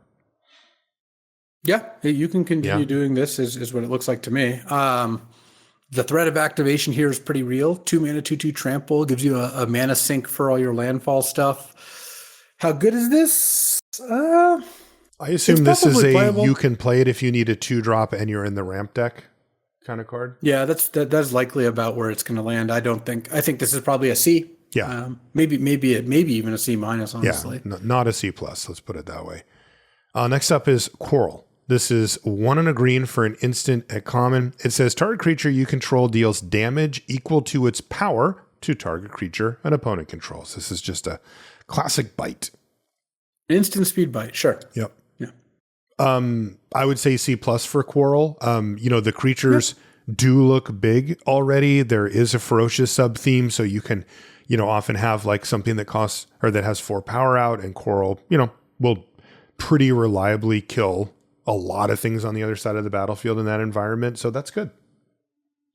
Yeah, if you have a green deck that has a sufficient amount of creatures, which is most of them, then you'll be able to play this card and it'll be solid. Yeah, C plus. I like C plus for Quarrel. Next I up wouldn't is put it in the B range now. No, Wargling. This is 1 and a green for a 2/2 wolf. It's a little baby. It's common. It's got ferocious whenever this creature attacks while you control a creature with power 4 or greater. Until end of turn, this creature gets +1/+0. And creatures you control have trample. Oh, wow. So all your creatures. Mm-hmm. So this is a bit of like a TRGR card, the rich get richer. Because if you already have ferocious, this then pumps all your creatures, which is kind of exactly when you would want that to happen. So I don't mind it at all. Wargling looks like a solid little addition to the kind of ferocious deck. It's a bit of a payoff rather than an enabler, but it is pretty nice at doing that.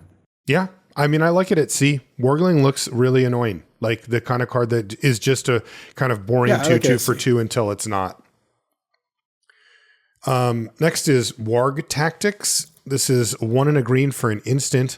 It's common. It says choose 1, destroy target creature with flying.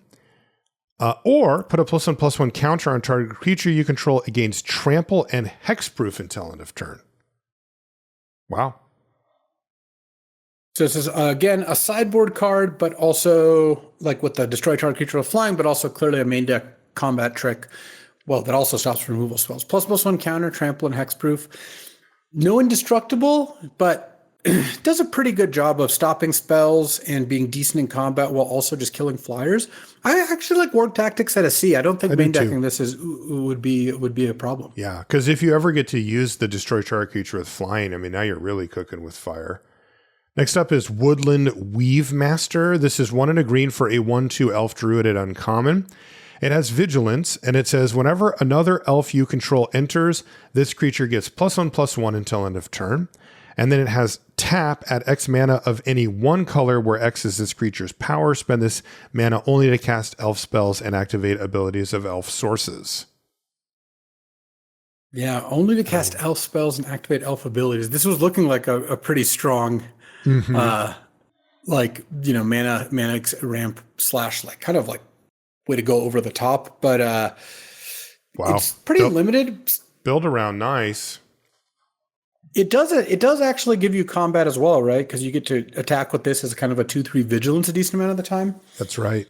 And then this is theoretically on the other side. This is a more extreme version of the Goblin we saw earlier that makes a 1/1, where in your good elf decks, this is going to be one of your best cards. Right. But you're just not going to want this card in some amount of those decks. Yeah. Build around B. Yeah. I like build around B for Woodland Weave Master. Outside of that, not great. And now we have Little Bear. So it's kind of like just a little bear. Yeah. It's 2 and a green for a 3/2 bear. It is common. It has flash. It just jumps in out of the sky. And when this creature enters, untap another target creature you control. If that creature is a bear, put a +1/+1 counter on it. It's a new Splinter Twin target.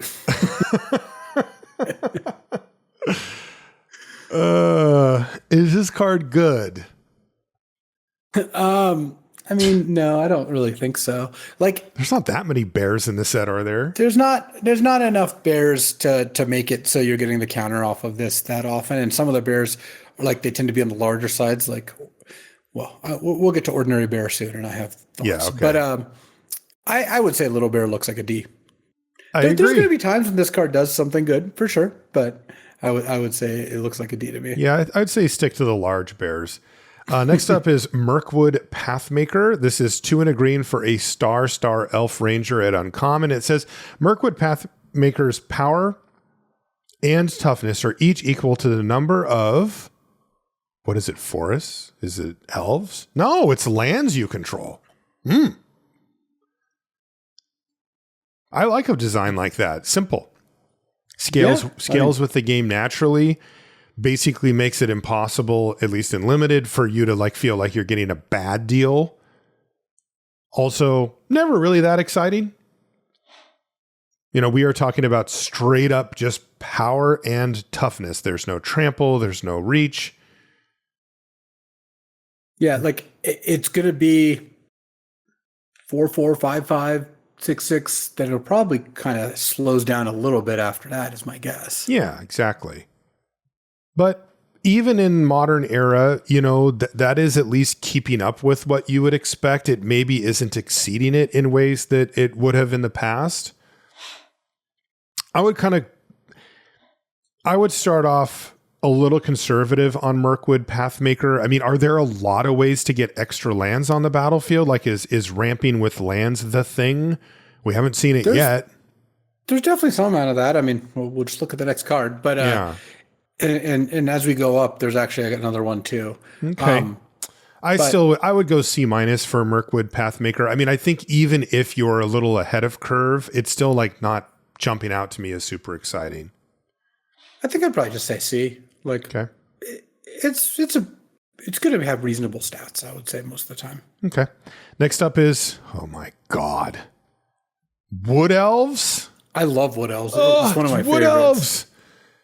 2 and a green for a 1/1 Elf Scout at common. When this creature enters, search your library for a forest card, put that card onto the battlefield, and then shuffle. Oh, I love this card. I didn't know this was in the set, Luis. Yeah, Wood Elves is super sweet. It's I remember playing this card like a million years ago in like 5-color format. Like that was where you had to play 250 cards, and Wood Elves was just so sick. You go get a tropical island with it. It was in the cube even for a long time. Dude, I had this in my Canadian Highlander deck. I had the like, what was it, Portal or whatever version. Oh man, Wood Elves. Amazing, right? Just a great card.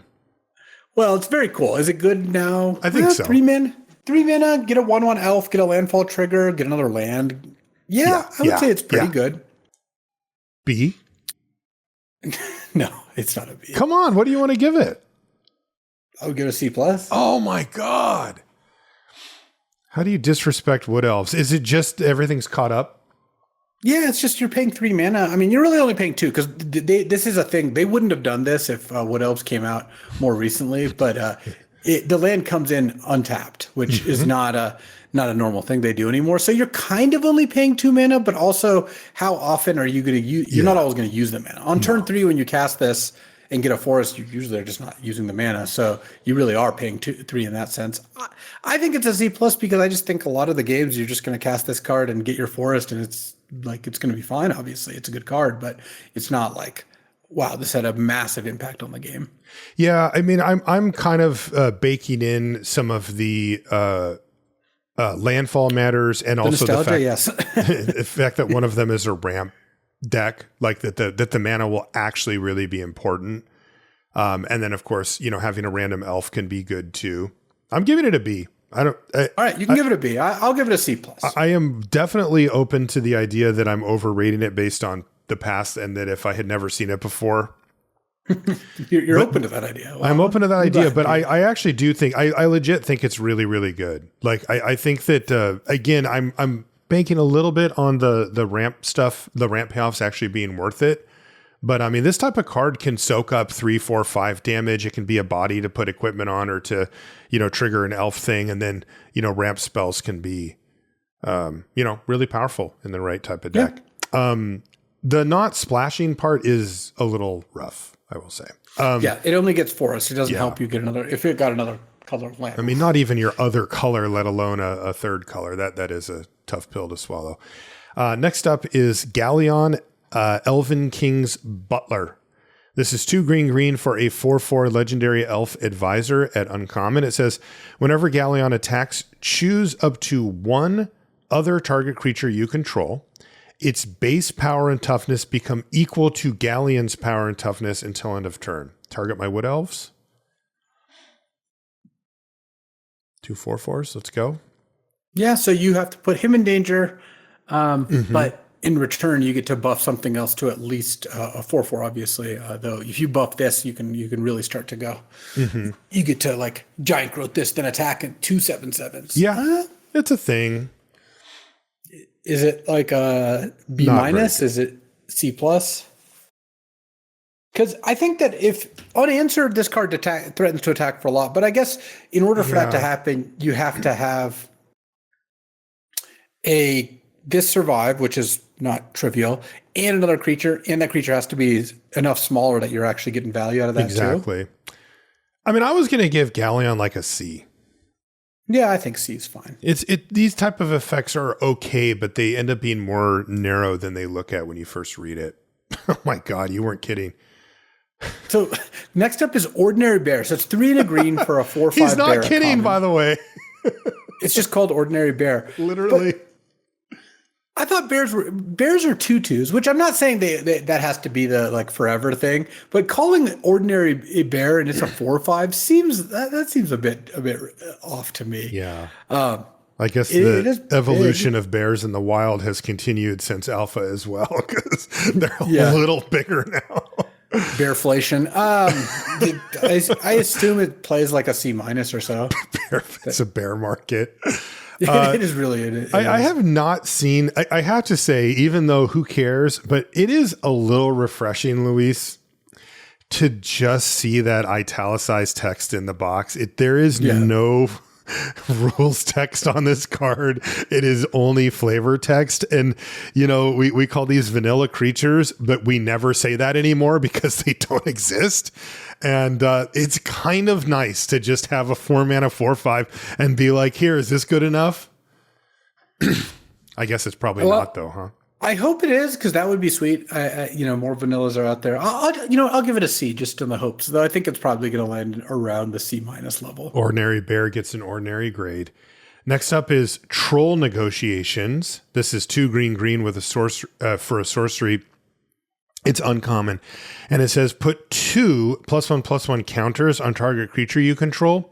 Then it fights target creature an opponent controls. God, that's a lot of mana, but that is a nice effect. That's a huge effect, I would say. Huge effect. It's definitely worth the mana. I mean, it's more of the risk, right? You really do need to be patient and find a decent opening where you can be either sure or pretty sure that you're not going to get blown out by a removal spell, because I mean, this is the type of card that can, if it resolves and it happens the way you want, it can be the reason that you won the game, like, period.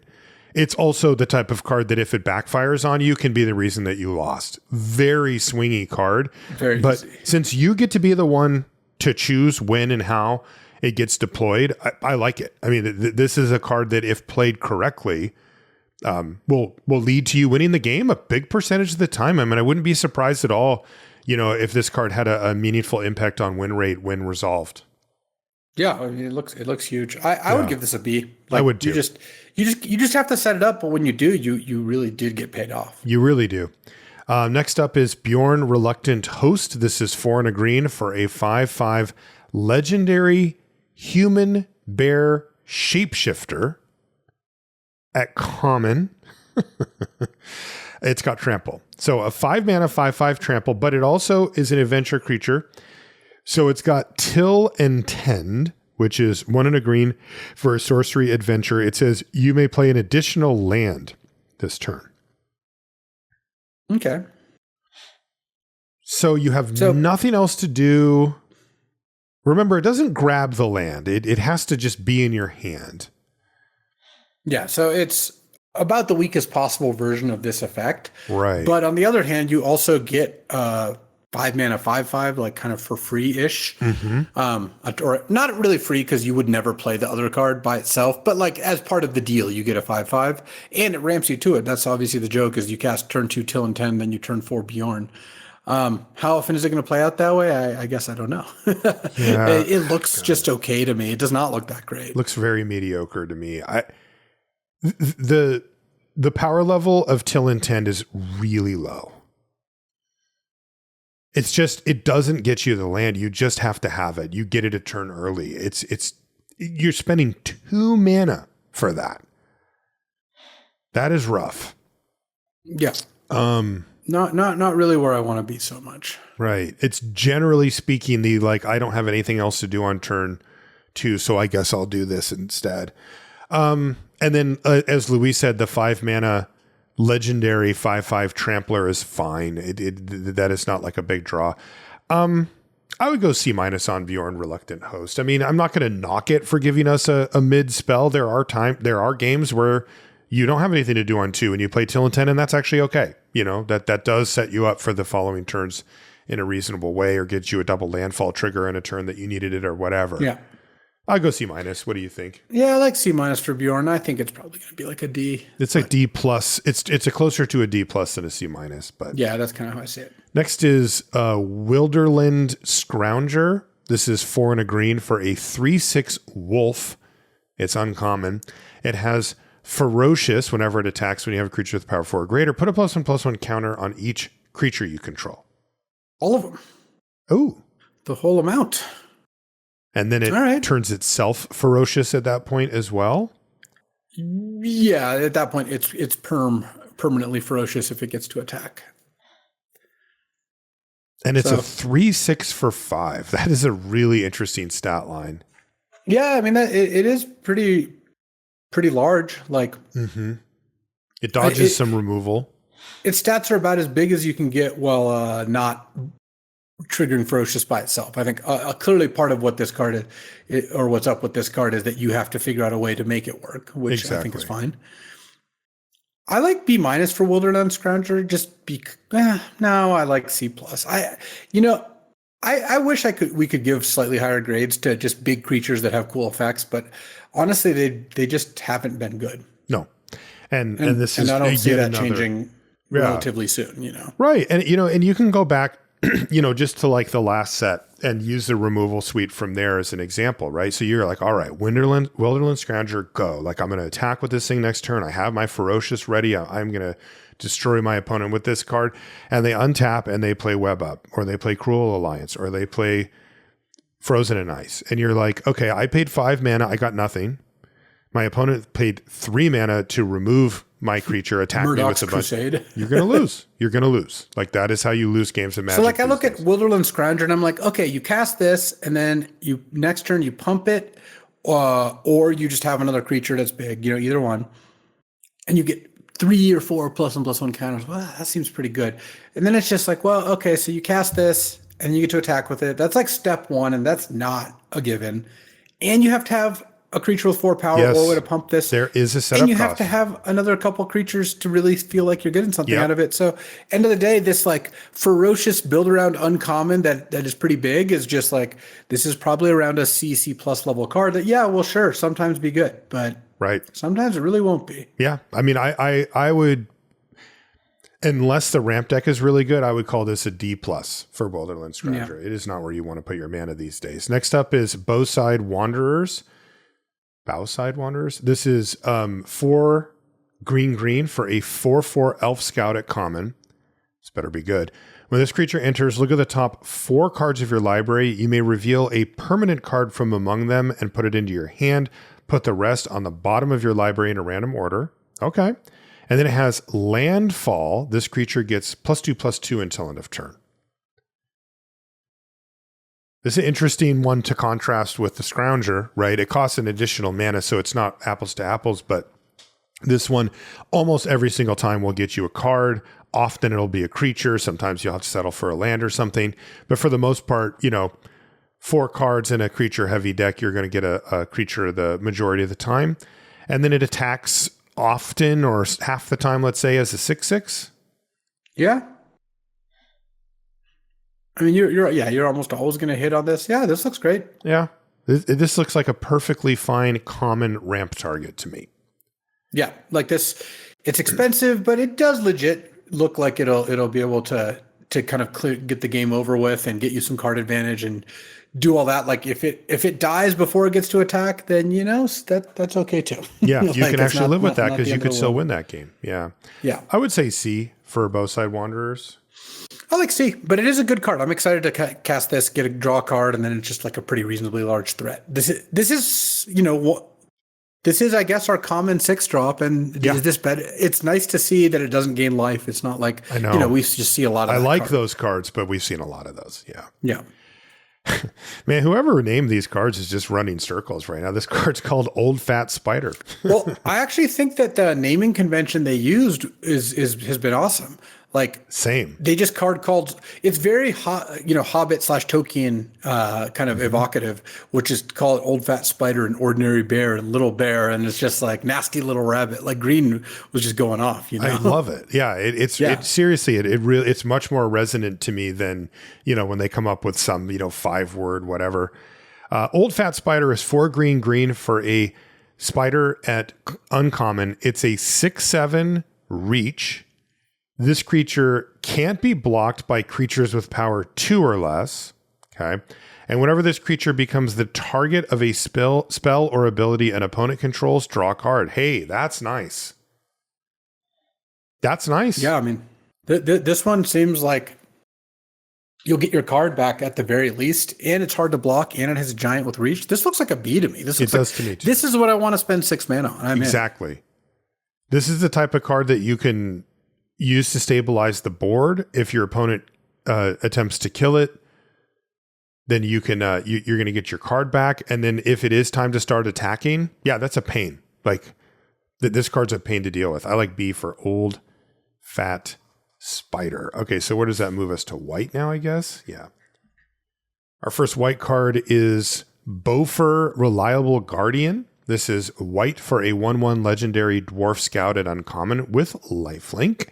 And it's also an adventure creature. It has Concerted Care, which is 1 and a white for an instant adventure. Target artifact or creature you control gains hexproof and indestructible until end of turn. You were reading that other card, like, which one does it give? This one just gives both. But, and to an artifact or creature, but it's not it's not accompanied by any pump at all. None. This looks like, is this the case where 2 mediocre cards combine to make a pretty decent card? Or is it, I don't really want either of these and therefore I don't want both? Yeah, I would say if these 2 cards combined to, like, if you got a little pump on the Concerted Care side, or if it was a little bigger, both would be these nuts. But I just don't think that it's going to be quite good enough. It's going to be fine. It's going to be an uncommon you're almost always going to play, but it's just not going to be one of the best cards in your deck. Would you give it a D? Would you give it a C? No, I'd give it a C. Like you're 1 mana 1/1 lifelink legendary dwarf. Like I think that the story decks are going to treat that as almost at a C+ level. I think. If not, then and that part of the decks doesn't work, then I don't think that it's going to be amazing. But I'm going to start by, it's kind of hard to overrate 1-drops, and a 1-drop that has an effect later in the game as a spell, while also being a cheap lifelinker that fills out the enduring story part. Okay, yeah, I would say I'm looking for ways to modify it. Like if my opponent plays 1/1 lifelinker on turn 1 and never does anything, I'm like, bravo. Like I'm up a card. But there's many ways to do so. Okay. So you said C for Bofur Reliable Guardian? Yeah. Next up is Laketown Lookout. This is also just 1 white mana for a 1/1 human scout at common. And it says, when this creature dies, recruit. And remember, that's the draw card, discard a card. And if it's an on-land card, you get a 1/1. So it's kind of like a 1/1 that dies into a token, but there's a step in between which you may not want to spend the mana or to discard not spend the mana, discard a non-land card. You might just be like, I guess I'll live without the token there. Yeah. Yeah. I don't know. This seems, it feels like on the surface, it's not very good, right? Like, how do I trade this for a card? Feels like it'd be very difficult to do so. Well, if you chump with this and got a token, then chump with that, you spent 1 mana, you drew a card, then you discarded a card, and you're down a card off this, but you got 2 chump blocks out of the way. And I had to discard a spell. Yeah, that could be okay. You also sometimes this one doesn't trade, but the token ends up trading or something. Like you can definitely end up in a spot where you get a card out of this. It's 1 mana. Again, you don't need to spend. It doesn't take that much to get something out of it, but I think it's going to play like a C. Man, it just feels so low impact. But I agree with what you said. It's hard to. You don't want to underrate 1-drops, because if they do anything, then they're quite good. And this wouldn't take that much equipment, a +1/+1 counter, a sacrifice effect. Like, there's a lot of things that could make this a lot better. I'm gonna go with you on this one, Luis. See for Lake Town Lookout. Next up is Moment of Glory. This is also just white mana. This is a sorcery, though. It's common. It says, put a +1/+1 counter on target creature you control. If this spell was cast from a graveyard, hint, hint, also put a +1/+1 counter on each other creature you control. It does have flashback. Its flashback cost is kind of expensive. It's 4 and a white, but you're getting potentially a lot of +1/+1 counters for your trouble. Yeah, I think that Moment of Glory is pretty cool because you get the early part is almost like you don't even care about that half of the spell, but the flashback is like you get to pump your whole team, and that's what you're going to try to set up. It looks like an okay go wides thing, but this kind of card it really is at its best when you have things like the Silver Quill mechanic, right? Repartee, where you're like, oh, spend 1 mana to target this thing and trigger it. And even then, a lot of those cards weren't like incredible. I don't really see the payoffs here for the first half at all. And the second half is not like, oh, you would never get access to, pump your whole team for 5 mana. Yeah. So I'm not really seeing where this fits nicely. I guess it's good with recruit, right? You discard. This is the card you want to discard. So if you had 3 or 4 recruit effects in your deck, yeah, you'd be pretty happy with this. It works with that. It works with the tokens too. So it does. Yeah, it's interesting. It makes sense. Because I also look at those first 2 1-drops that we just covered, and I'm like, well, if I have Bofer and I go Moment of Glory on it, all of a sudden it goes from a 1/1 lifelink to a 2/2 lifelink. Huge difference. And if I have a Lake Town Lookout and I Moment of Glory just to get it out of my hand and to cast it, and I have a 2/2 for 1 mana that now trades up reasonably and is annoying if it does, I'm a lot happier with that too. And if either of these 2 cards are sitting around on the battlefield late game and I get to Moment of Glory flashback, I'm happier with that too. So maybe it is just a kind of a product market fit for Moment of Glory, where it just kind of hits exactly what you need. Yeah. Hard to get super excited about it, but I'm seeing something here. Like I C-. like the idea of free value. Yeah, exactly. Maybe C- for Moment of Glory. I would just give it a C. I just think that you want like 3 recruit effects, something along those lines. I see. But once you have that, like this just looks like a great card. Next up free is value. Yes, it is. Next up is Dane, Lord of the Iron Hills. This is 1 and a white for a 2/2 legendary dwarf noble. At uncommon, it has vigilance, it has storied, and it says, as long as you have an enduring story, creatures can't attack you unless their controller pays 1 for each of those creatures. Oh, this is old school and annoying. Yeah, this is propaganda. Yeah. Half of it. The problem is it is actually just annoying, but not necessarily good, right? Yeah, that's the main issue, is that by the time this is going to be on, they're going to pay 2 mana to attack you with their big creature, if plus another creature if they really want to. Yeah. How good is Dane? I mean, I still think a 2 mana 2/2 vigilance that I could see, like, if you get storied quickly, imagine you play this into the 3-drop that makes a treasure.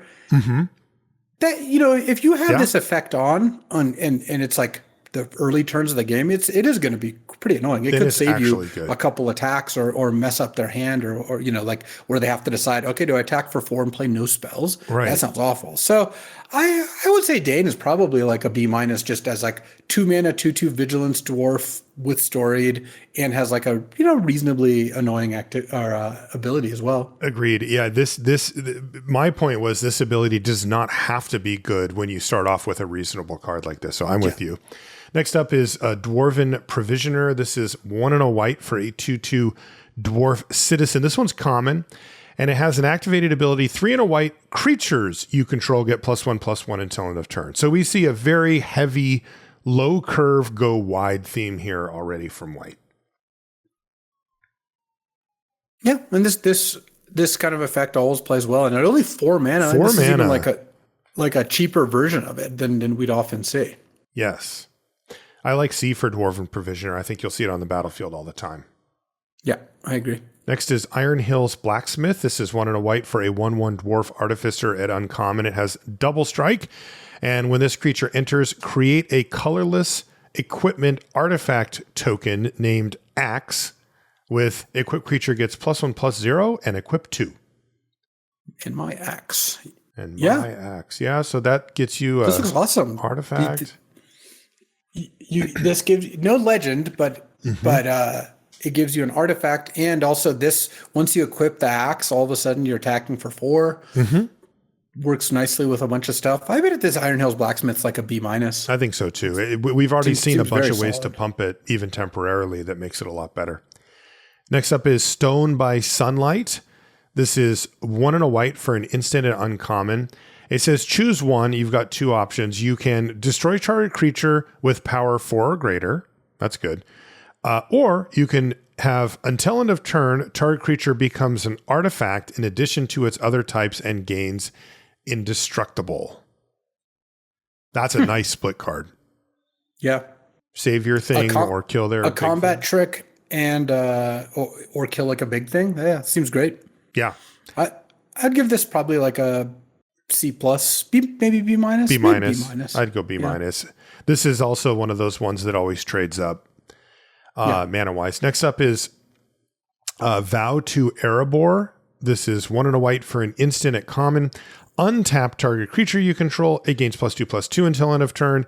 If it's a dwarf, you may attach an equipment you control to it. That's a nice little throw in. What do you think about +2/+2 untap, though? That's kind of right in that. Not for 2 mana. Like that's like a D. So if you really cared about attaching an equipment, this card would be, I think, solid. If you don't, then I don't think you're going to be that happy to play it. Yeah, it falls into the classic combat trick category where you probably want a combat trick in your deck or maybe 2 at the most, and they're mostly replaceable with each other. Next up is Ori, Keeper of Songs. This is 2 and a white for a 3/3 legendary dwarf bard at common. It does have storied, and it says as long as you have an enduring story, Ori gets +1/+0 and has vigilance. It's a legend. It becomes a 4/3 vigilance. I mean, mostly what this card is trying to do is just give you storied. Yeah, like it's not really going to be much of a card for in terms of like a payoff. You don't really care when this goes. So this looks like probably like a C- where you'll play it in your dwarf deck, but you're just really not that excited about it. That's what I was thinking too. Next up is the Mountain King's Return. This is another enchantment saga. This one's uncommon. It costs 2 and a white. This one only has 3 chapters though. The first chapter is Recruit. So that's the whole draw a card, discard a card thing. The second chapter is return target creature card with mana value 3 or less from your graveyard to the battlefield. That is a nice 1/2. And then the third chapter is put a +1/+1 counter on up to 1 target creature. That is a very cool saga. So you're down a card because you cast it. Well, all cards cost 1 card. Recruit is neutral, but probably advantageous because you're going to get a soldier a lot of the time. Chapter 2 gets you get a card back because you just get a card back from your graveyard. And then chapter 3 gets you a counter. So assuming that you spent 3 mana and you get a 3-drop back, which I think is going to be the case a lot of the time on chapter 2, you got to recruit and you got a +1/+1 counter for basically no mana. Yep. That seems great. I like B for Mountainkin's Return. You do want to make sure you have a decent amount of 3-drops, though, specifically 3s. And it can be a 2. You're getting a little behind at that point, but at least, you need to get something back with it. I think the one caveat with it is that you do need to make sure you have critical mass of creatures that cost 1, 2, or 3 mana. But you will a lot of the time. Yeah. Next up is Velvet Wing Butterflies. This is 2 and a white for a 2/2 flying insect at common, but it is an adventure creature. It has Gaze into Wonder, which is 1 and a white for an instant adventure. Tap 1 or 2 target creatures. Wow, at instant speed. That's pretty annoying. 3-mana 2/2 flyer. 3-mana 2/2 flyer isn't great, but tap 2 creatures at instant speed is gonna that can be really useful in a lot of like close games. And then getting a 2/2 at the other end of it, or you just cast this on turn 3 some amount of the time. Yeah, both those sound totally fine to me. Totally. Yeah, you can use this to tap down potential attackers on the other side and kind of lock them out for that turn cycle. You can also wait till end step and just tap down their blockers. C? I like C for Velvet Wing Butterflies, but I think it's a good card. Celebrate the Mountain King is next. It's 3 and a white for an enchantment at uncommon. It says, when this enchantment enters, for each opponent, exile up to 1 target non-land permanent that player controls until this enchantment leaves the battlefield. And, wow, when this enchantment enters, recruit. That is awesome. Dude, that's a good card. Holy, yeah, wow. Yeah, I mean, this looks like a B to me. Maybe B+, honestly. We go B+ on Celebrate the Mountain. I mean, just 4-mana O-Ring that also recruits is just awesome. That is great. I am ready to celebrate. B+ for Celebrate the Mountain King. Next up is Dwarven Shortsword. This is, wow, it's expensive. It's 3 and a white for an artifact equipment at common. But it says, when this equipment enters, create a 2/2 red dwarf creature token, then attach this equipment to it. Equip creature gets +1/+2. And the equip cost is 2. It's pretty reasonable. Yeah. So 4 mana, 3/4. you get a 3/4, and it leaves behind a +1/+2 sword. This is actually like Captain John Walker, kind of. Yeah, it does feel like that. The U.S. Marshal or whatever, the white-black hybrid thing. Soldier guy, yeah. And that card played quite well. I like Dwarven Swordsword. I like it at C. This looks good. I think you'll see that on the battlefield quite a bit. Next up is Laketown Toymaker. This is also 3 and a white. This is a 3/4 human artificer at uncommon. It says, at the beginning of combat on your turn, if you've drawn 2 or more cards this turn, another target creature you control gets +3/+0 and gains first strike until end of turn.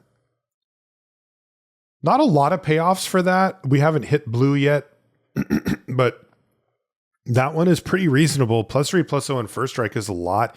And again, I'm also keeping my eye out for ways to trigger this in the middle of my combat step. It's beginning of combat, though. What's that? So, it doesn't quite. It's not quite going to work that way, unfortunately. Sad. So I need to just draw my card in my first main phase in addition to my draw step, and then I can get this. Yeah. +3/+0 and first strike is a pretty big game. What I'd be looking for with this is, do you have any like things that recruit for no mana? Because that's going to easily do it, and that's going to be a big part of what you want to do for sure. Yeah, or just cast a thing that recruits in your first main, like Mountain King's Return. Well, I especially want to get the trigger the first turn I cast this card. But obviously that's not, I see. You want to have this come down and do it right away. Yeah. That's not always going to happen, though. God, this does seem annoying enough, though, right? +3/+0 and first strike is kind of in the territory of who cares if they know it's coming. Yeah, you just put it on a 1/1 token. You're attacking for 4, right? Like that's already Any great. Flyer, yeah, it's just a lot of damage. Yeah, I like the Laketown Toymaker. The 3/4 stats are probably at B level. Yeah, I think B- for the Toymaker is where I'd go. Yeah, I like B- for the Toymaker. You do have to make sure you're making it work. Like definitely, it's not going to be good if you're not enabling it, but it's a solid build around for sure. Thorin's Last Stand is next. This is 2 white for an instant at common. It says choose 1.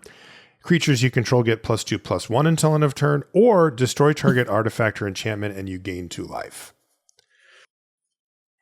This is a pretty funny. Man. The go wide payoffs are definitely here. If you can make a whole bunch of tokens, there is no shortage of ways to pump them up, right?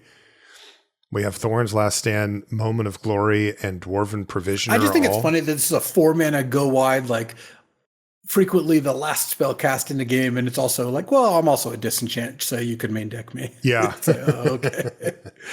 Yeah. This is also of note that you can do this defensively if it were to come up. This is not attacking creatures get +2/+1, which sometimes we see out of red. You know, I could see this being a thing, Luis. I mean, imagine this instead of random combat trick like Vow to Erebor or whatever, and you just put a Thorin's Last Stand in your deck. This is definitely the type of card that can just win a game. This is the type of card that you're overpaying for, but occasionally you can use it as a combat trick, even just only affecting one creature. That does come up sometimes. Yeah. And of course, when it is good, it's going to be really good. And then it can just be the straight up best card in your deck if you're like a go wide strategy, and you can do the thing where you go, you know what, I'm going to attack you with everything, and I don't care what you do. Like that Thorin's Last Stand can create those or finish off those type of games too. I'm going to go C- on Thorin's Last Stand. I mean, just they have to have hooked us up with a whole bunch of ways to make these tokens, right? I mean, we've already seen a few of them, you know, with the recruit mechanic. I would like to see one card that just said like make 3/1/1s or something, but we've seen it out of red, right? We saw the goblin that made a 1/1. Yeah. I think that they're probably intentionally going not as wide, is my guess. Yeah, the orc or the goblin armies don't go wide necessarily. I'm going to go C- on Thorin's Last Stand. What do you think? I like C- on it. I think that this card usually plays in the D level, but destroy target artifact or enchantment, you gain 2 life. That's a really nice thing to have. Yeah, like, especially when we just went over Celebrate the Mountain King. Like, right. So I like, I want to give Thorin's Last Stand a C. Okay. I think that this card, you have talked me into it. I think that there's something good here. Next up is Eagle of the Great Shelf. This is 4 and a white for a 2/5 flying bird soldier. This is uncommon, and it says when this creature attacks, it gets +1/+1 until end of turn for each other creature you control. Yeah, so this is yet another payoff for going wide. This is a cool version of it too, because it actually can just attack alone, even if you've gone wide and still hit really hard. So let's say you have 3 other creatures. It's 5/5 attacker. Yeah. 2 That's other creatures, good, man. I kind of like that, actually. It hits pretty hard. I mean, it really does. How I just... They've just scared me off of playing 5-mana cards that need other creatures to be good. But totally, 5 toughness flyer. I like C+ for Eagle. C. I was going to say C. You can go a little higher, but it still does suffer from dying to cheaper removal. So I don't want to go too crazy. But this does meet the bar. Like, I assume you're going to play Eagle of the Great Shelf in your white decks most of the time. Yeah, and it could smash extremely hard. Next up is Esgaroth Garrison. This is 4 and a white for a star 5 human soldier at common. Its power is equal to the number of creatures you control. Tell me if you've heard this theme before. They have a lot of cards that are like as big as the number of lands you control, as big as the number of creatures you control. Right. I mean, white really does seem to be focused on going wide. And this one actually enables it too, because it has another ability. When this creature enters, recruit. God, I hate discarding spells, especially on turn 5. But this is going to get basically an extra bonus off of that. Yeah. It's a pretty big game. I would say the Garrison looks like a C to me. You think so? God. I mean, the fact that it gets you a draw, like a loot at the end of the game here, I think that's pretty good. Yeah, I do too. All right, C for Esgaroth Garrison. Last white card is Magnificent End. It's 4 and a white for an instant at common. It says this spell costs 3 less to cast if it targets a tapped creature, and it says Magnificent End deals 5 damage to target creature. That's fine.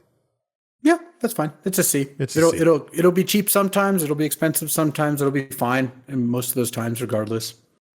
All right, that moves us over to blue. I'm really curious to see where they took blue, especially in conjunction. They took blue to no 1-mana cards. Actually, you're right. Wow. Our first card is Bilbo Luckwearer, which is a 2-drop. It's 1 and a blue for a 1/1 legendary halfling rogue at uncommon. Bilbo can't be blocked. And whenever Bilbo deals combat damage to a player, draw a card, then discard a card. Though that is not actually recruit. It's just normal looting. And then Bilbo is also an adventure creature. He has Burglar's Plot, which is 4 and a blue for a sorcery adventure. That says exchange control of 2 target non-land permanents that share a card type. So baseline would be you get my worst creature, I get your best one. Yeah, you get a treasure token, I get your artifact. Mm-hmm. You get my Mountain King's O-ring thing that doesn't matter who controls it anymore. I get your maybe. Oh yeah, I just made sure it just leaves the battlefield, so you can give them that, and you could take some enchantment that's good. I don't know what that would be necessarily. Saga in the middle of its run or something. The one thing that's kind of funny about this is you can't give them Bilbo with this. Right. Because you have to cast the Burglar's Plot before you cast the burglar himself. Mm-hmm. And normally that would be like kind of a joke, right? Where you'd have like, oh, I have my cheap token creature and then I switch. But no, this is just, do you want Burglar's Plot in your deck? They don't make this kind of effect that often. It has been powerful in the past, for sure. It can be. But honestly, Bilbo is just great, right? Like just the 1/1 unblockable. You would play Bilbo all the time. Yeah. You didn't need Burglar's Plot. A 2-mana unblockable looter. I mean, that's just nuts. Great. Yeah. So Bilbo's a B without Burglar's Plot. Right. Does Burglar's Plot push him to a B+? No, yeah. Bilbo's still a B. But really, man, on the times when this is what I want from an adventure, where a lot of the times I don't care about it, but when it's good, it's like, oh, it's gnarly. I could give him you're totally right that this is exactly where you want to staple Burglar's Plot to, because it's the kind of card that's uncastable 80% of the time and fantastic 20% of the time. Mm-hmm. That's the perfect card to slot into an adventure on an already good creature. I just don't think it changes Bilbo's rating that much. I think it's a B. Fair enough. B for Bilbo. It is really good. Yeah, this type of what was the Merfolk looter that did this? That when it hit them, it looted. The one that you had to attack with, what was it called? It was there's Looter Il-Kor. Looter Il-Kor was the original one. Now there's like Gobin, like Norman Osborn from Spider-Man. There's but Looter Il-Kor, like that's what this is, right? I mean, this is like Suspicious Stowaway. Yeah. Yeah, I guess there's a bunch now. Next up is Elven King's Harper. This is 1 and a blue for a 2/2 elf bard at common, and it has the activated ability 4 and a blue. Target creature can't be blocked this turn. Man, I know that this is like a ramp sub theme, but do we have that much mana that we can? I guess if it wins you the game, you would do it, but otherwise, activating that seems rare. No, you're playing this because you want a 2-mana 2/2, and then some amount of the time you're just gonna threaten to use this more so than actually use it, is my guess. Yeah. This card looks bad to me. I would. It looks like a D to me. I don't think I'd be too interested in playing. Next up is Lakeshore Apothecary. This is 1 and a blue for a 1/2 human cleric at common, and it has vigilance. And it says whenever you draw your second card each turn, put a +1/+1 counter on this creature. I'm not excited by these cards either. Even with the ability to trigger it a couple of times, it's the ceiling just feels too low for me. I'm like, oh, I got a 2/3 vigilance and I had to work pretty hard for it. Yeah, I think that there is that element to it for sure, but it is kind of nice that this card grows by itself, no mana, and vigilance is a nice accompaniment to it as well. And it is only 2 mana. I don't think I mind this card. I think if you're good at doing the thing, this is exactly what you want.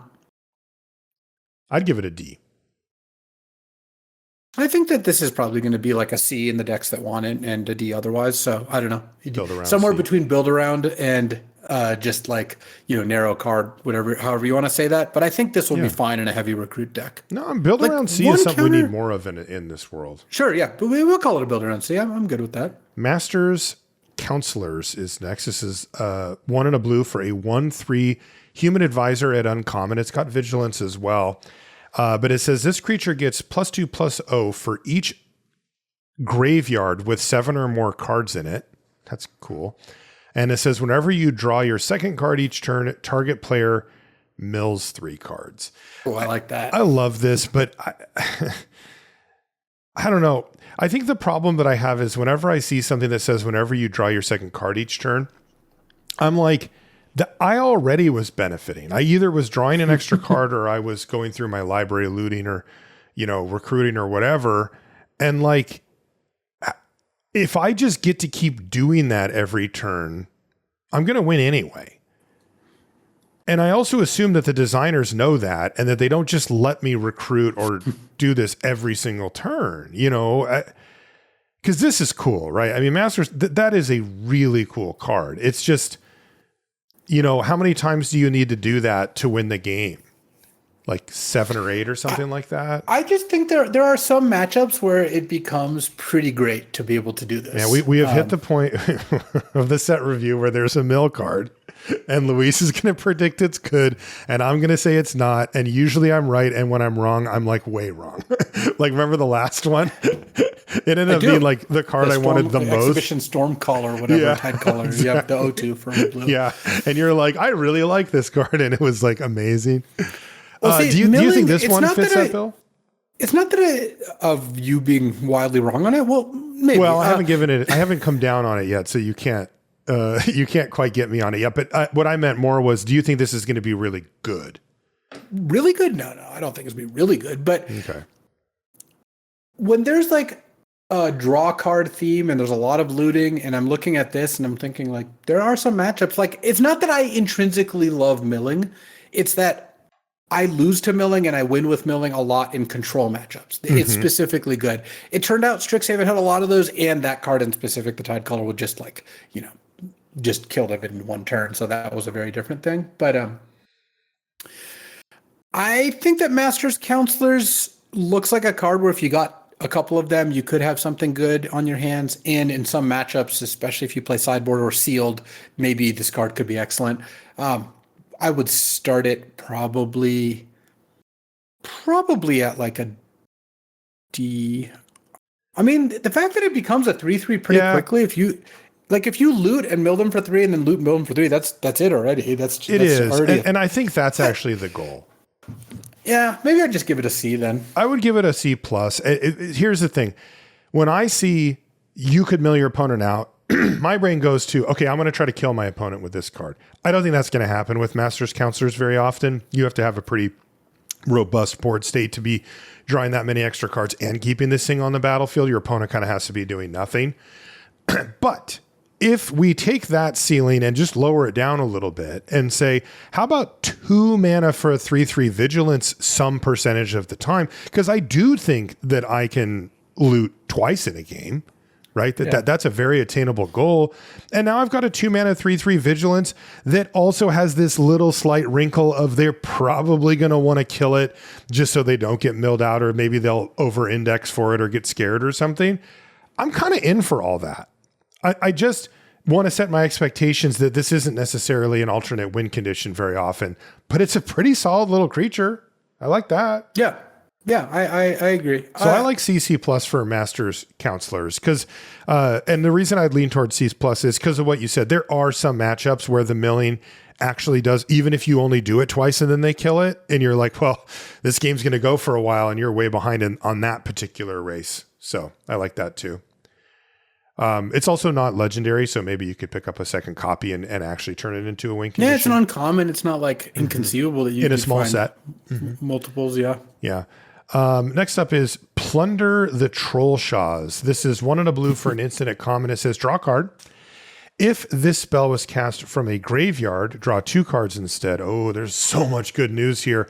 Flashback 3 and a blue. Think twice, anybody?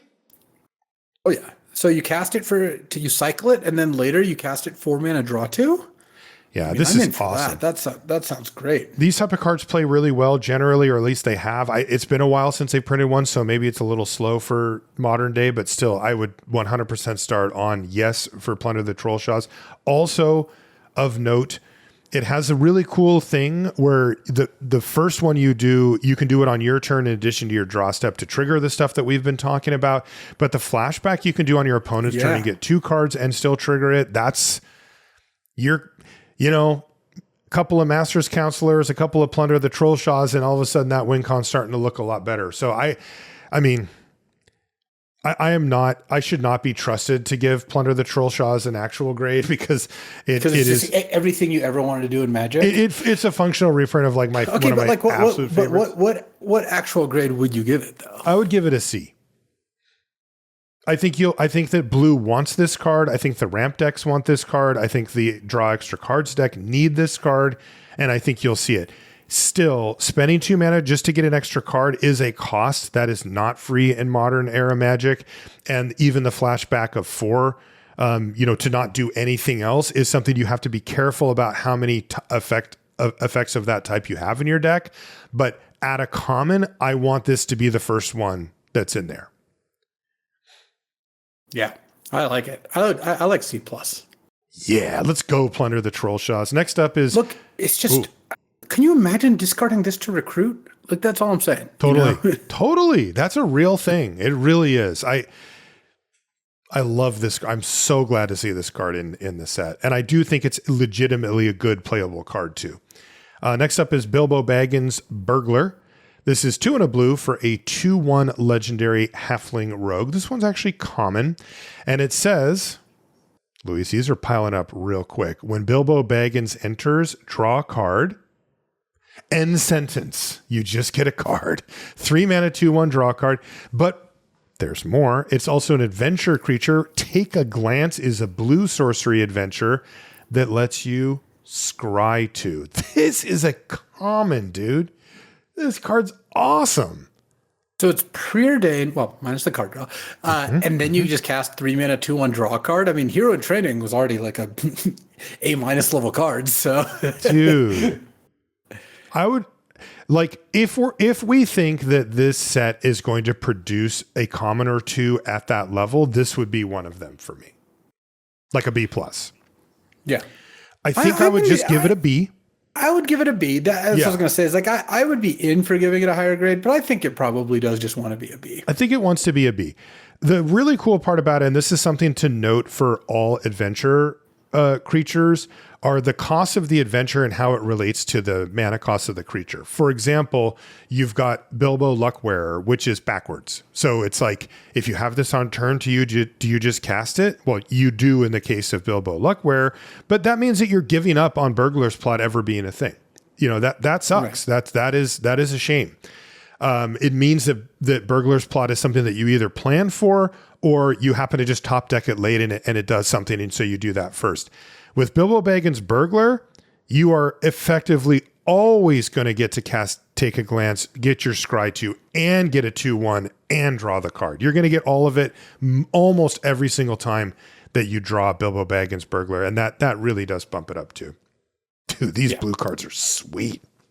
Yeah, I mean, next is... This card just looks like a one that we're just going to cast over and over again. It's going to be awesome. This next one?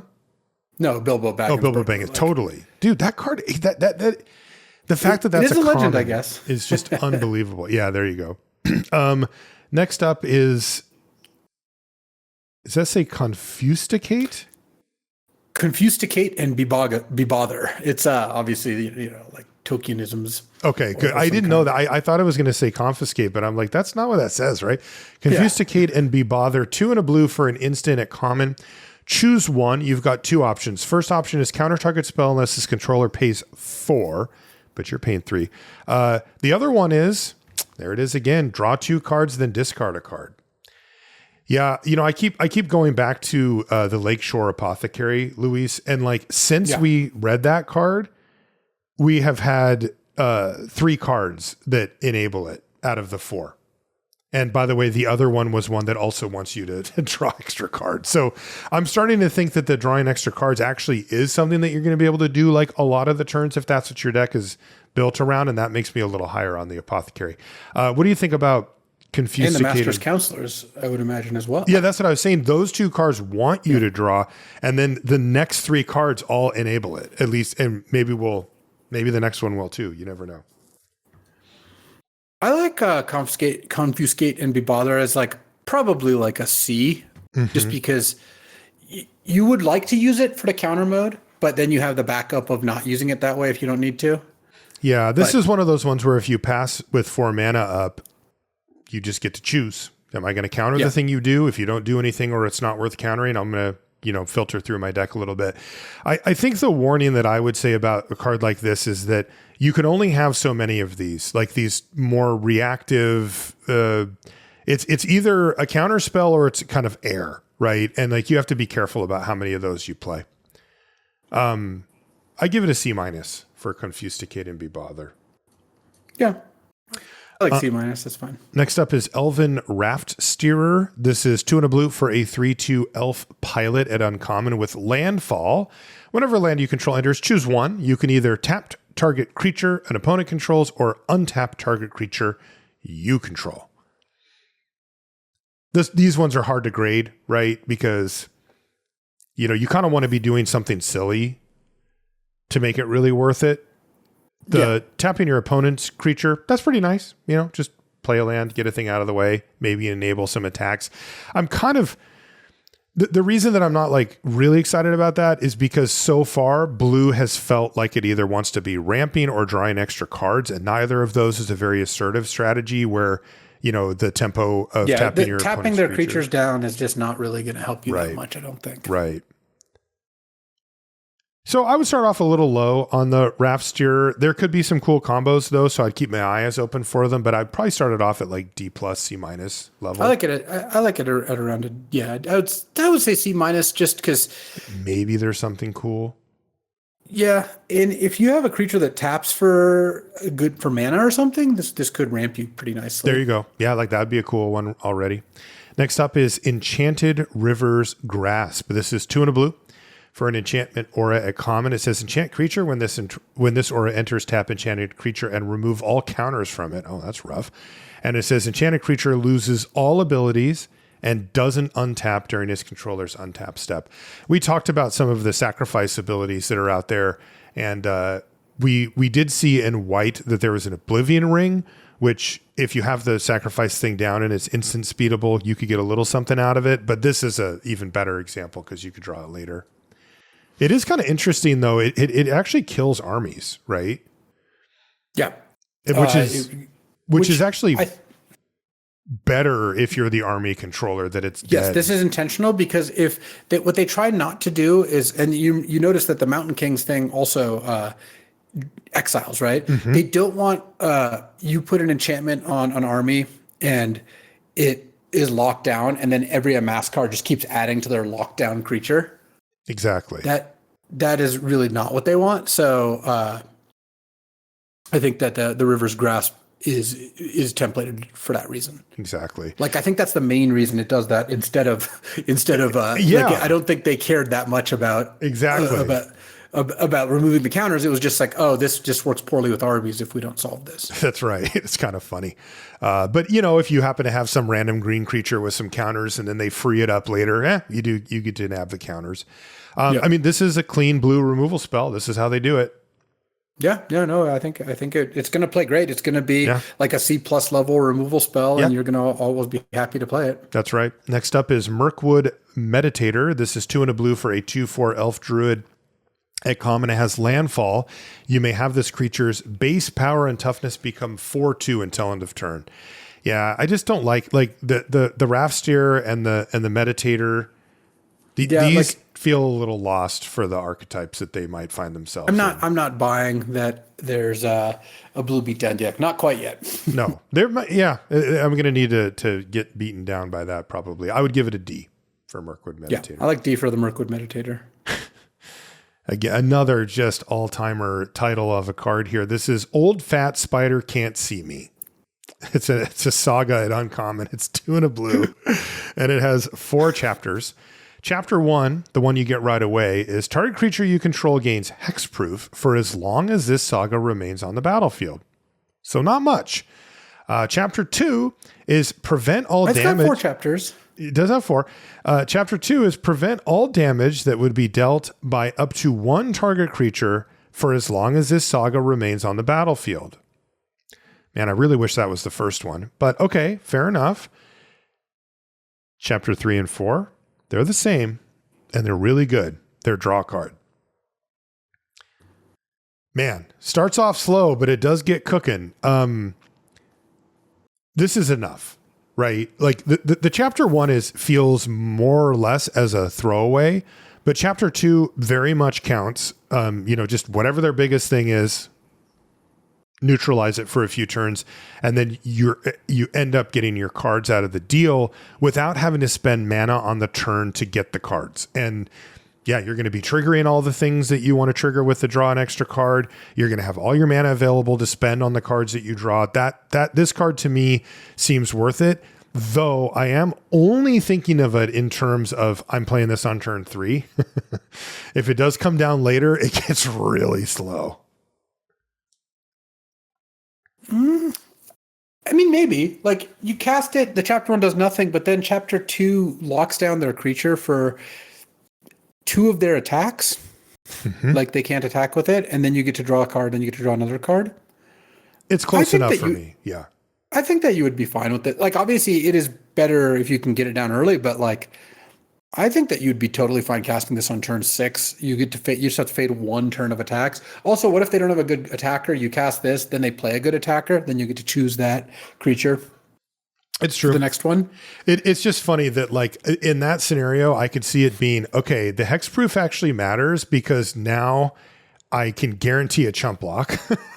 So that I can survive to 2 where your good attacker is no longer a good attacker. And then I can try to come back from this game by drawing cards. I mean, this is my kind of card 100%, but we have to factor in that in many scenarios, you're paying 3 mana and you're getting effectively nothing for it. And that does matter in the, current day and age. So you have to be aware of that.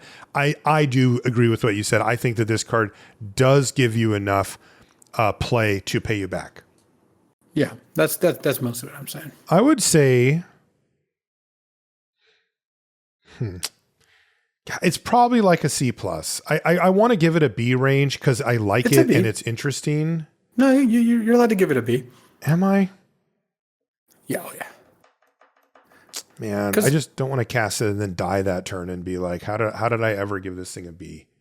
Well, I mean, that can happen, certainly, but I think that for the most part, like getting 2 cards plus stopping 2 of their attacks plus giving a creature hexproof, that's a pretty good amount of stuff in total. Okay. I'm going to go B- then. I'm going to hedge a little bit.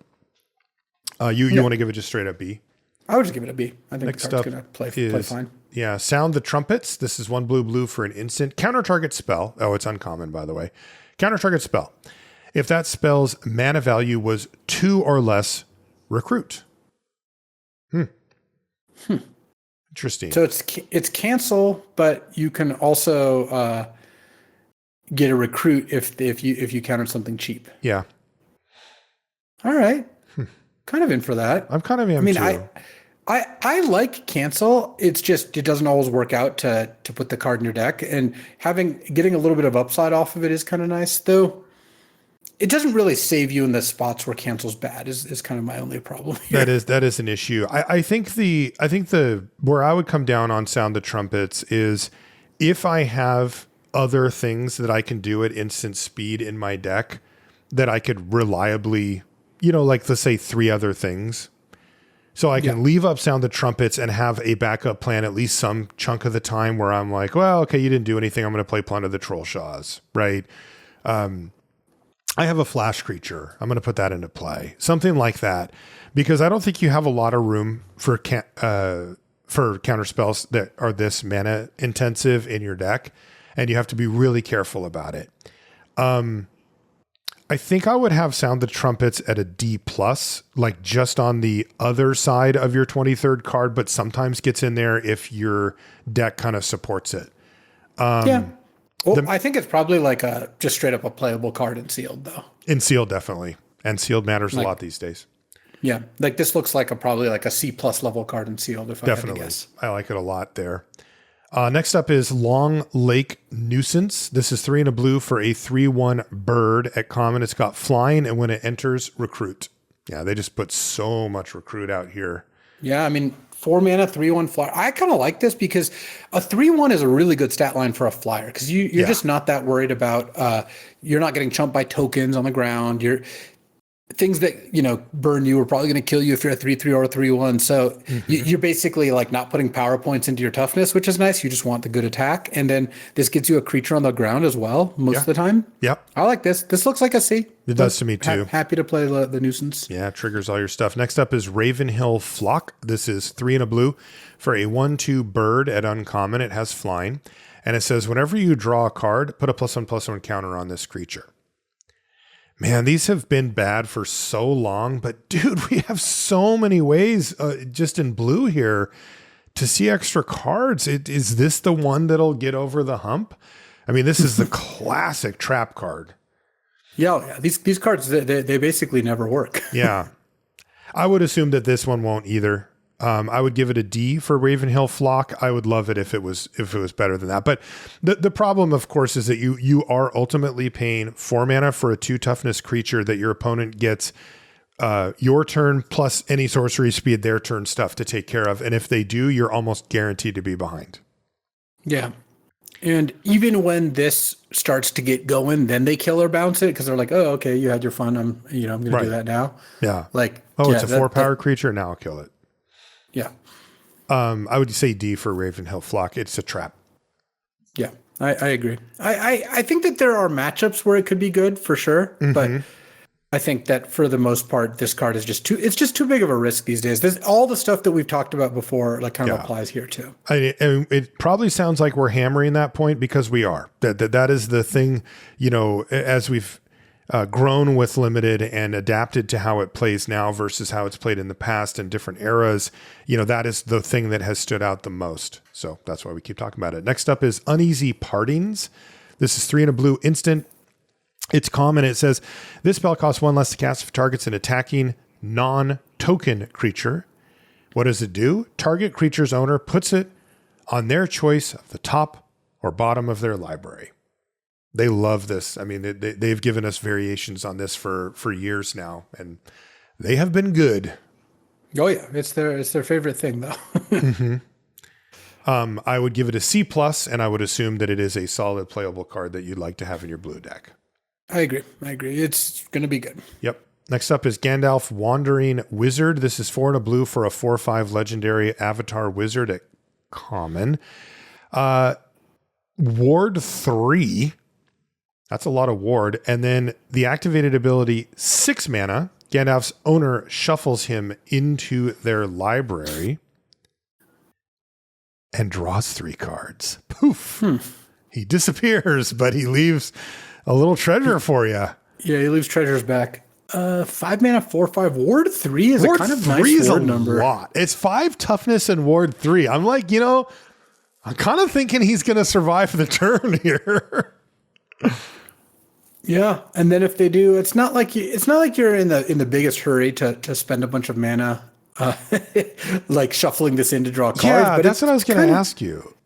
It's kind of a nice option to have. The play pattern isn't pay 5, go. He survives land number 6, cash him in, right? Like you're giving up so much onboard presence and mana to get those cards. So what is the scenario? Like, sure, your opponent targets it with something and then pays the Ward 3, and then you go, I'll pay 6. I mean, that's just never going to happen like that. So what is the scenario? The scenario with this is that you just have this in play. It hasn't died or anything, and you don't really have like a better... like it can't attack. You don't have like a better thing to do with it, I think is really... And so on end step, you say, screw it, I'm going to dump my 6 mana into this. Okay. Yeah, end step I think is likely going to be exactly when that happens. It's really tough, man, because you are giving so much up to get those 3 cards. Because at that point in the game, let's assume one of them is a land and 2 of them are spells. One of them is probably going to be a 2 or 3 mana spell, something in that range, because that's the majority of your deck. And then if you're lucky, you might get a 4, 5, or 6 out of the other part. Well, those all have to be better than a 4 or 5 on the battlefield with Ward 3, which is admittedly not amazing, but it's on the battlefield. You already paid the 5 mana for it. It's cool. It's kind of interesting. I'm interested, but my gut is saying this is probably not a responsible place to dump 11 mana to draw 3 cards. Well, I wouldn't really think of it as 11 mana. Cause I would mostly think of it as you got Gandalf into play, and now it's just an additional ability that you can use on the card. You're not really playing it for that card. You're playing it because it's a 5 mana legend that's pretty hard to kill. Mm-hmm. And given enough time, it actually gives you a pretty strong, like, late game thing to do. That is the one thing that I like about it, is that we've seen that blue wants ramp payoffs, and if you do have a ton of mana, drawing 3 cards is a great thing to do late in the game. D+ for Gandalf Wandering Wizard. I would just give it a D, I think. D. Next up is Lake Town Mariners. Go Mariners. 4 blue for a 6/5 human citizen at uncommon. It's got Vigilance and Ward 2. So uncommon, 6 mana, 6/5 Vigilance, Ward 2, but it's also an adventure. Putting Ward a little bit more often on their big creatures. That part can be nice. Yeah. That can help mitigate this whole thing that we've been talking about for, a couple of years now. It's also an adventure creature. It has Gone Fishing, which is 3 and a blue for an instant adventure. It says exile 2 target creatures and or lands you control, then return them to the battlefield under their owner's control. Yeah, I'm not really sure what that's all about. Yeah, maybe just re-triggering recruit on a couple of things or something like that. Yeah. Like could be save a guy and get an extra recruit trigger, something like that maybe. I mean, they are untapped under their owner's control, right? Yeah. So maybe you could ambush something. And also, this isn't living in the adventure zone. They don't know you have this card till you cast it. So it could just be like a combat trick of sorts. Exactly. For sure.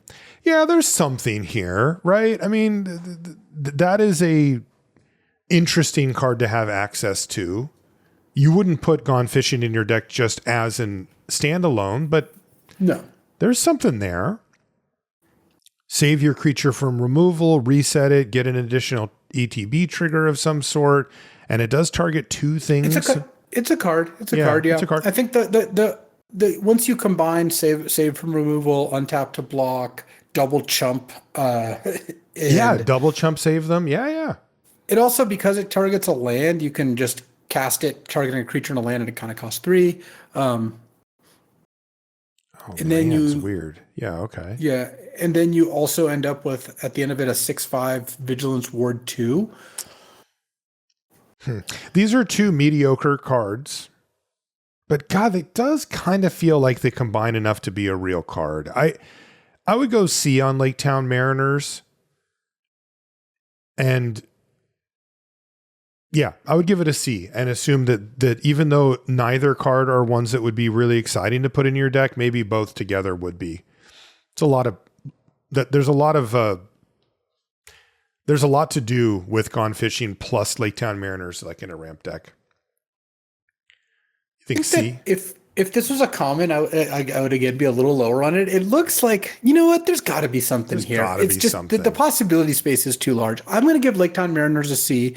I think that it could end up easily in a D, in the D kind of range, but I think that it's going to be a C. Last blue card is Thranduil's Decree, which is 4 blue for an instant and uncommon. It says counter target spell, good old 6 mana counter spell. If a permanent spell is countered this way, exile it. Instead of putting it into its owner's graveyard, you may cast that card without paying its mana cost for as long as it remains exiled. Holy smokes. God, Are they going to get me to cast a 6-mana counterspell? If it counters a creature, I just get it? Yeah, if you leave the mana up for this and you snipe them, you get them pretty nicely. And if you don't, well, you kind of lose. It's really bad. It's really bad. I'm trying it. I mean, in best of one world, this card looks a lot better. If you leave 6 mana up on Arena, your opponent's just casting their best card on the next turn. Absolutely. It's going to be so devastating when they tap 6 mana and it's just like X spell and it's just like you're not getting a permanent. You still counter it. You're still going to counter it, I guess. Yeah. But that is not what you signed up for when you put this in your deck. I like C on Threat Duel's Decree, but honestly, it's going to be an F or an A. It's really not going to be in between. You're going to leave mana up and they're not going to play anything, or they're going to play something bad, or it's just going to be too expensive and you can never cast it, or you're going to cast it and on a 4-drop and win the game by so much because it's like a huge swing. So it's a kind of funny card. It's going to be a card that's going to feel like bad beats, I'll tell you that much. Definitely. Yeah, I like it though. All right, that'll move us to black, our last color, where our first card is Night Howl Pursuer. This is black for a 1/1. It's a wolf at uncommon, and it has menace, and it has ferocious whenever it attacks, blah, blah, blah. This creature gets +2/+2 until end of turn. Wow. That's aggressive. I like that. Yeah. I mean, I like the 1-drops that reward ferocious. Those look pretty fun, both to play and in terms of like gameplay. They look like they lead to some interesting decisions, and just getting 1-drops into these decks is cool. So yeah, this looks great. This looks like a B to me. It does to me too. It's just the way that you're going to really be able to push some aggro if they, if they don't stop you from getting a 4-power creature in play. That's right. Because, I mean, it scales well with the game, right? Like it chips in for 1 for multiple turns while your opponent's getting set up. And then on turn 3 or 4, when you actually get a 4-power creature, now it's slamming hard. I like that. Next up is Stir Up Trouble. This is also just black mana for a sorcery, though it's common. It says, destroy target creature, but as an additional cost to cast it, you have to sacrifice an artifact or a creature or pay 4. We've had different versions of all of these things, and now it's just whichever one you'd like. Yeah. Yeah, seems good to me. But on the plus side, it doesn't give you any additional benefits. It only kills a creature. It's just to destroy. There's nothing else, No exile. My guess is that your first Stir Up Trouble is quite valuable. That we've seen, a little bit of sacrifice. We've seen the orc armies, goblin armies, that type of stuff, expendable. We've been looking for ways to make like a 1/1 army into something a little better and then replace it later and kind of get max value, and Stir Up Trouble seems like a great way to do that. Yeah, I like C+ for Stir Up Trouble. Looks like a pretty efficient removal spell. Desolation Prowler is next, 1 and a black for a 2/2 wolf at uncommon. Has an activated ability of pay 2 life. This creature gets +2/+2 until end of turn. Activate only once each turn. Oh man. What was it? The leech? Yeah, this card's pretty putrid, I would say. Yeah, agreed. But no, it's a putrid leech, easier to cast, very strong. This not only is threat of activation, but just also actual activation. So if you play this on turn 2, you attack, they're not going to block because you could pump it. Then you should still probably just pump it. Oftentimes you're just going to pump.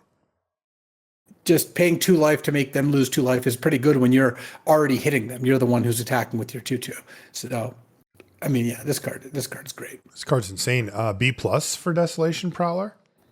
I like B+. When your opponent plays this on turn 2, it's just going to be such a drag. You're like, okay, well, I guess it's hard to attack into. Yeah, I guess I'm priced into taking like 12 off this and then hoping that I can do something to take it down. Obviously, it's not like an unbeatable card or anything like that, but it is quite strong. No, and it sits on the correct side of what we've been talking about there with the mana exchange, in that it only costs 2. So almost every time your opponent kills it, they're going to have to spend as much mana as you did, or sometimes even more. And also, by the way, 4 power, like yes, like Garfield intended. So main phase, pump it, and then get your attack on with your ferocious stuff. Yeah, this is cool.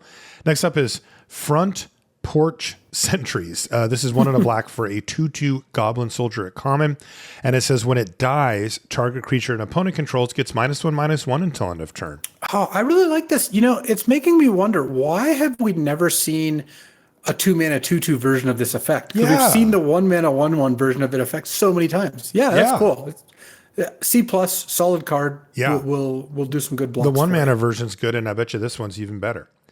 Next up is Golem. Oh no, the Abandoned. Poor Golem. It's 1 and a black for a 2/2 legendary halfling horror. It's uncommon. He can't block, being cowardly and all. When Golem enters, exile up to 1 target card from an opponent's graveyard. Each opponent loses 2 life. And then it says you can pay 2 mana and sacrifice an artifact or creature to return this card from your graveyard to your hand at sorcery speed. 2-mana 2/2, can't block, which real drawback there. Eat something and makes them lose 2 life, and then you can get it back by sacking an artifact or creature. Which how do you mitigate the not being able to block? Is it sacrifice? The idea is that you're just getting to attack them and drain them and whatnot, I think. Oh man. That's a really cool design. Like it feels like he's sort of shifting around in the graveyard. He is running away and can't block. He keeps coming back and showing up again, even though you're kind of like, why are you here? Yeah. But that said, man, it takes a lot to overcome a creature that just straight up can't block, There's just a lot of, you might think oh, I'm the aggro deck. That's not going to be that big of a deal. It often matters, and it is a pretty big deal. Yeah. Limited isn't the same way as Constructed, where you can kind of define your role before you sit down to play and realistically have a chance of being in that role. Most, the majority of games you play, or like a big majority of games you play, Limited often is, people are playing some version of a mid-range deck, whether it's a more assertive one or a more controlling one. And you'll often find yourself on the defensive, even in a deck that you thought was a more offensive-minded deck. And cards like this just suffer really badly in there. Yeah. I think if you're aggressive, you would always play this card. Yes. I think if you are planning to be aggressive, you do want cards like this. Yeah. Yeah. I think if you're not aggressive, then this card becomes more of a liability than I would like. Like C-, D? Is it an F? Is it a builder on aggro card? Wouldn't this card be like a B in an aggro deck? Like a B-? B-, C+, yeah. Let's be more specific. An aggro deck that also has a decent amount of sacrifice fodder. Yeah, army sacrifice. It's a good thing to sacrifice. It also provides a sacrifice outlet. I'm going to go D+ on Golem the Abandoned on average, and I think in an aggressive deck it's a C or a C+. Yeah, I like C+ in an aggro deck, but I think overall that does not lead to a very high grade of a card. I agree. Yeah. Ravenwing Warg is next. It's 1 and a black for a 2/2 wolf. It's common. It's got Death Touch and Ferocious. You gain 2 life. When it attacks. When it attacks, yeah. So far, all of the Ferocious have been when it attacks. Are there not that? Yeah, I think that's not okay. I know before there weren't, but I've been trying to avoid shortcutting it. But literally every one has been whenever this creature attacks, and that whole mouthful. So 2/2 Death Touch, Ferocious Attack, gain 2 life. Sure. It's also a wolf. Maybe that matters. 2-mana 2/2 Death Touch, and then getting some life when you attack later is great. I would give this a C. Yeah, solid.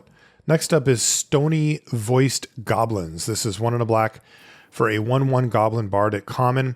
It says when this creature enters, each opponent discards a card. I normally love these cards, and I don't see why I wouldn't here. It's also good. In fact, fodder.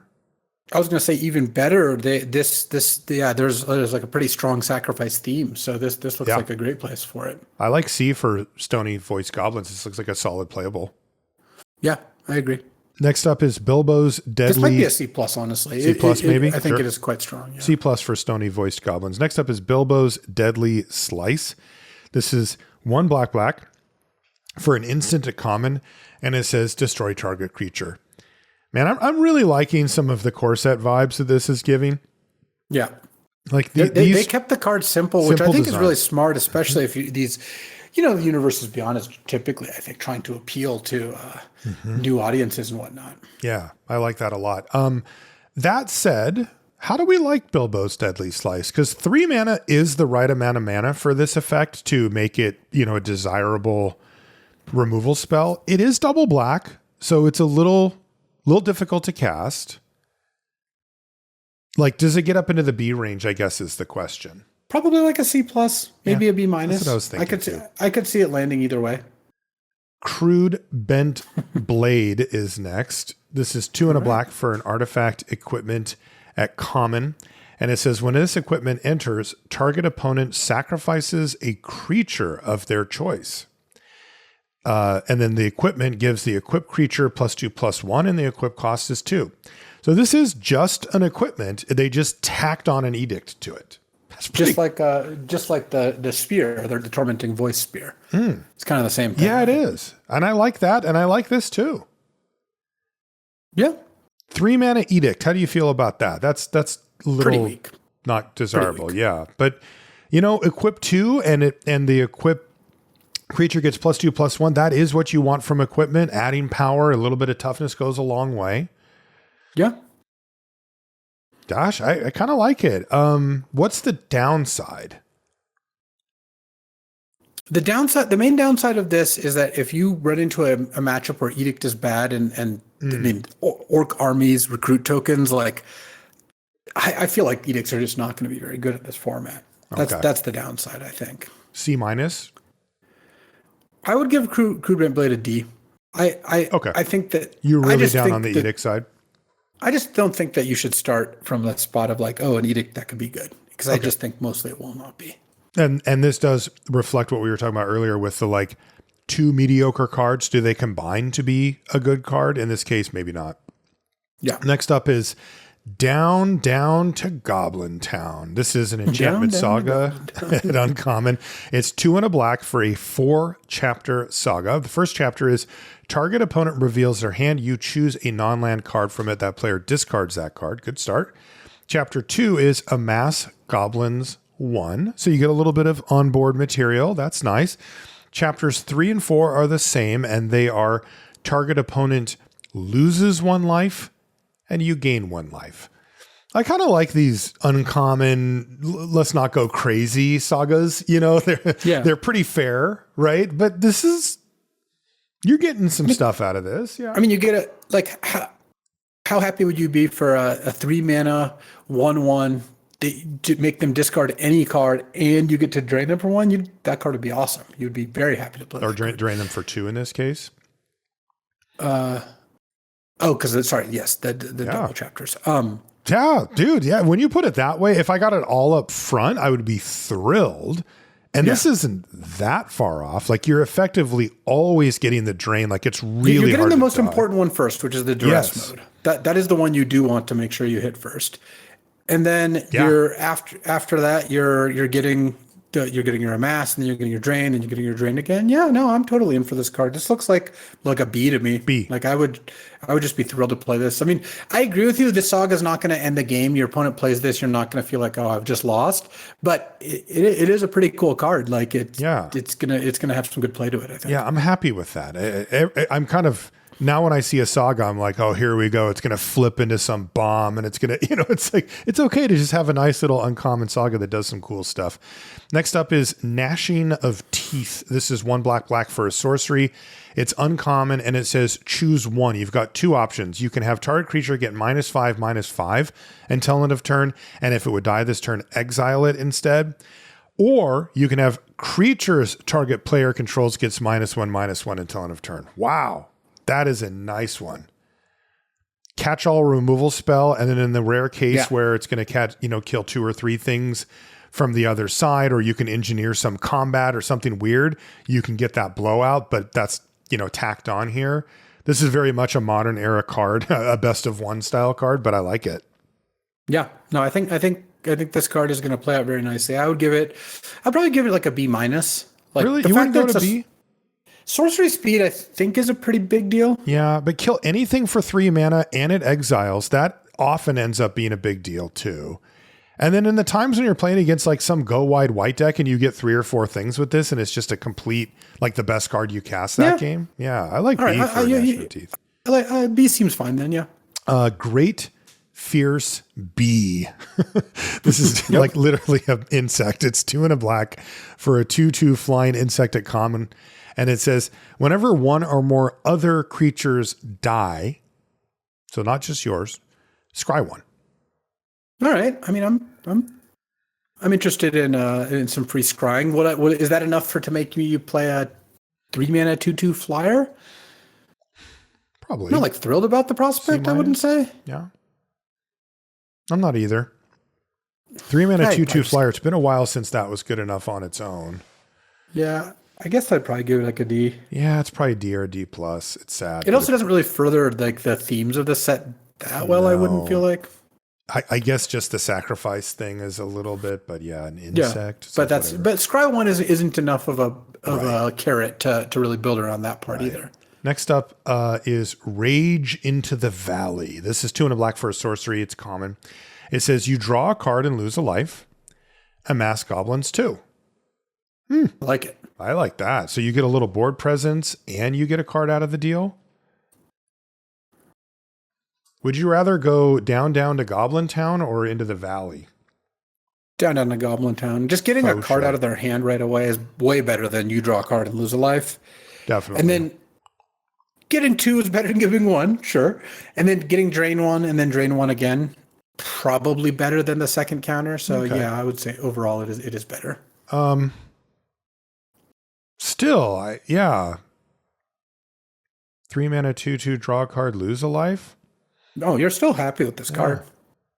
C plus. It's funny that Amass. I would give it a C plus. Yeah, it's funny that Amass can be like. It's an interesting mechanic. It's not just make a 2/2 token. No, sometimes it's better than that. Sometimes it's worse than that. Sometimes it's just different than that. Right. Like, it is funny. Like the first time you amass, obviously it's just making the token, but then every subsequent time it's all very different. Right. So, I don't know. Next up is Reverent Howl. This is 2 and a black for an instant at common. And it says, choose 1. Target player draws 2 cards and loses 2 life. Or target creature gets +2/+2 and gains lifelink until end of turn. And it's an instant. Look, you gain the life or you lose the life. Yeah. You convert into cards, or it's a pretty bad combat trick, but it's stapled onto a decent card draw spell. These cards both draw cards and lose life for 3 minutes, which is kind of funny. But that is funny. I think this is gonna not. I like that they're making more flexible cards, and I think that there's some cool things to it. And I understand trying to get around like the best of 1 conundrum, where they want to make sideboard cards, but everyone just plays best of 1. I still think that the like flexible cards are just kind of losing out to the powerful cards generally. Yeah, they are. I haven't felt that for a long time that like, oh, well, this at least does 2 different things. It's like, yeah, but they both suck, and that's fine. We don't need to be doing 2 different things, as it turns out. Yeah, exactly. And they're trying. I mean, the effect of +2/+2 and lifelink is strong. It's just 3 mana is a lot. Yeah. D for Reverend Howl. Yeah, I would give it a D. Like, yeah, there definitely will be times when this card is good, but I don't think it's a card that you should really be taking early or anything. Next up is Gathering of Darkness. This is 3 and a black for a sorcery at uncommon. Return up to 1 target creature card from your graveyard to your hand. But wait, there's more. Amass Goblins 3. So it's a 4-mana 3/3 Gravedigger, and yep, I think that's pretty sweet. That is really good. The first one of these it's uncommon too. Yeah, I think this card's awesome. I would say just to give it a B. It's just really good value. A reason to go into black. Next up is Golem Silent Slinker. This is also 3 and a black. This is for a legendary halfling horror. This is common. It is a 4/3 with menace, but it's also an adventure creature. It has meager meal, which is black for a sorcery adventure. Put a +1/+1 counter on up to 1 target creature. Target player gains 2 life. So this is when he brings him the fish. Yeah. This is another one of those ones that you're almost always going to get both. If you want to, yeah. Although this one does actually target a creature. So you do have to be a little careful, right? Because if they kill the creature, you're not. Yeah, so if you cast this on your 3-drop and then they kill it in response, yeah, you don't get to cast Golem. You can cast it without a target if you want. You can just gain 2 life. Which is kind of funny. Yeah. I mean, honestly, this kind of reminds me of the things you were just saying about Reverent Howl, where it's okay, but neither of these cards jumps out as, particularly desirable. You do get both rather than one or the other, so that's a, much more desirable, of course. It just kind of looks like a C or something. I don't know. Maybe is Meager Meal good? Like put a +1/+1 counter on a creature, gain 2. That's not bad for just black mana for kind of free, right? I think this looks like a D to me. Okay. It doesn't look like anything particularly special. I'll go C-, I guess. Maybe Meager Meal's better than it looks.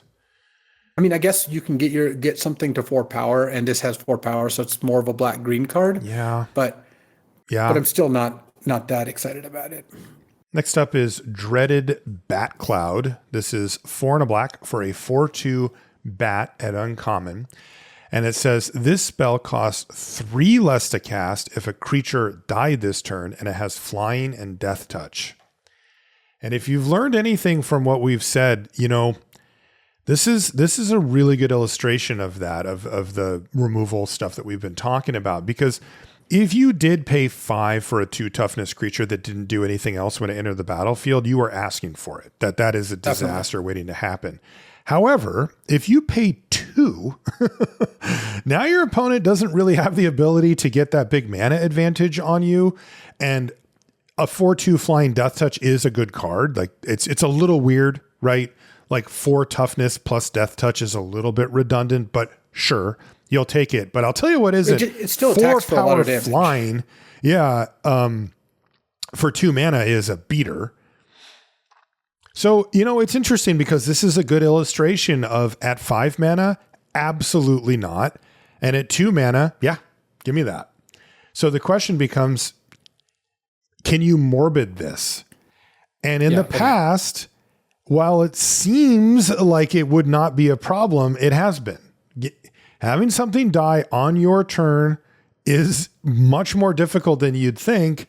You think, oh yeah, I'll attack, I'll trade a creature off. It happens all the time. Trade. It'll happen. Yeah. And it just, for some reason, doesn't happen like that.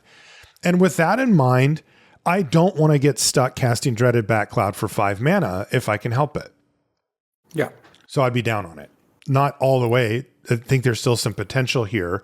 But, I would be in the D+ range for Dreaded Bat Cloud. It really depends on how good your deck is at getting Morbid as well. Right. Some decks are better than others at it, That's true. And we have seen some free sack, non-mana sack outlets. So that could be a thing.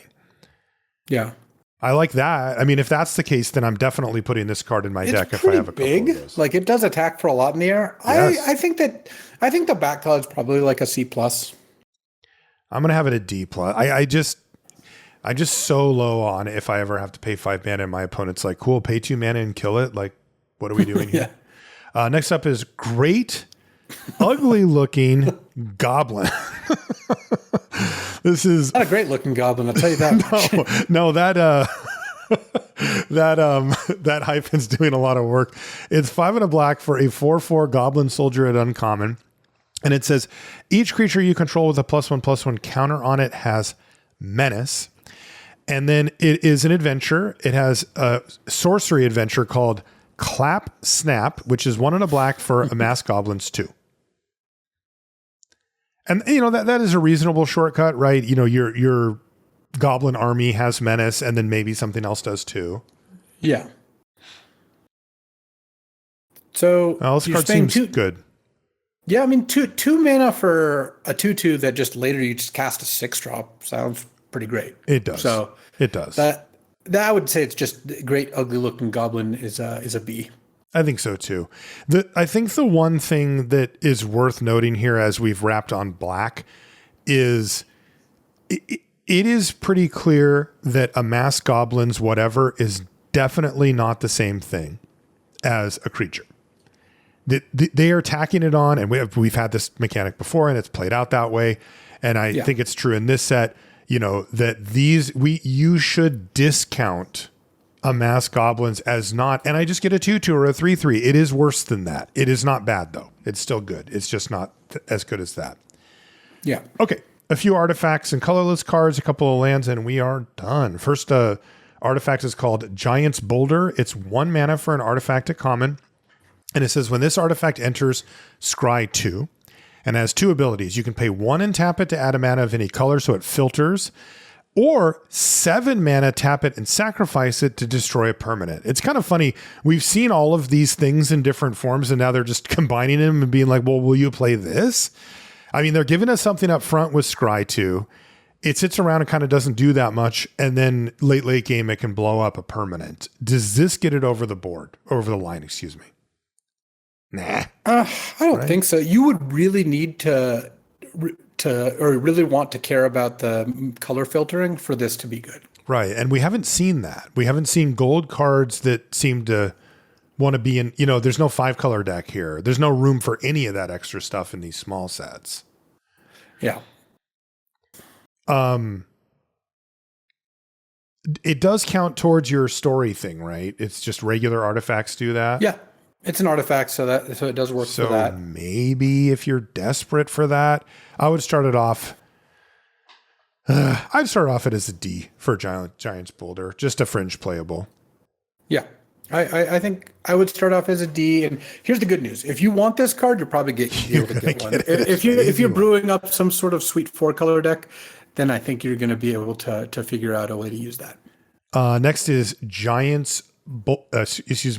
Next card actually is Key to the Side Door. This is 1 mana, again, for an artifact and uncommon.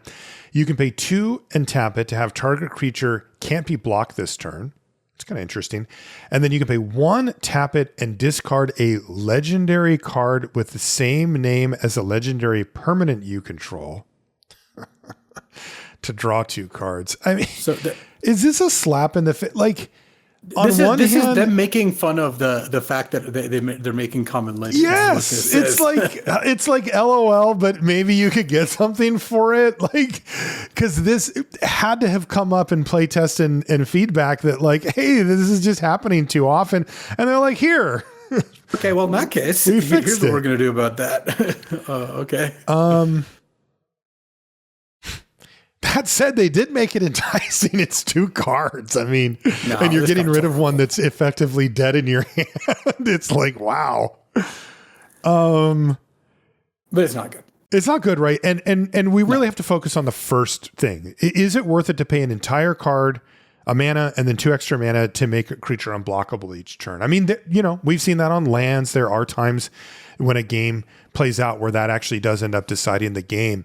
The problem is that you are so much less likely to win a game where you have Key to the Side Door in your hand and it's a card that you've played versus just another creature that could have put you over the top or kept you alive or done whatever. That's the issue. It's this is a luxury card. If this cantripped, you would be like all over it, right? All over it. If there was a way to get a card back out of it, but you just can't spend a card for this. Yeah, it's true.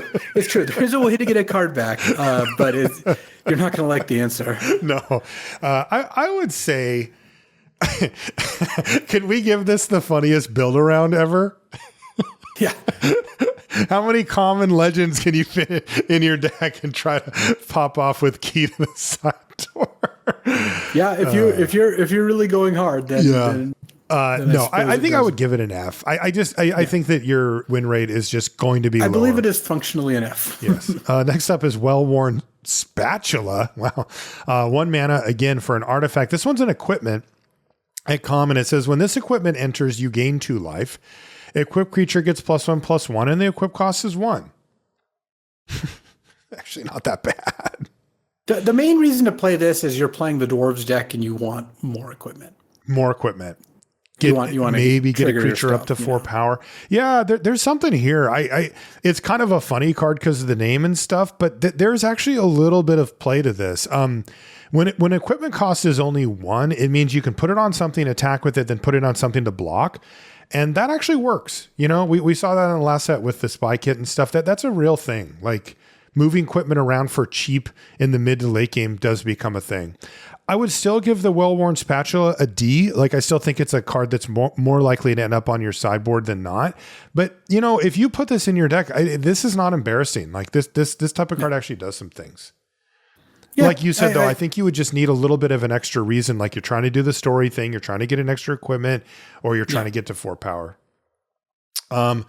Next up, this is a card you mentioned before, Dwarven Matic. It's 2 mana for an artifact, equipment, and uncommon. And when it enters, you attach it to a dwarf you control. What does it do? The equipped creature gets +2/+2 and has ward 1. And if you're not in the dwarf deck and you just need to straight up pay, it's 3 mana to equip.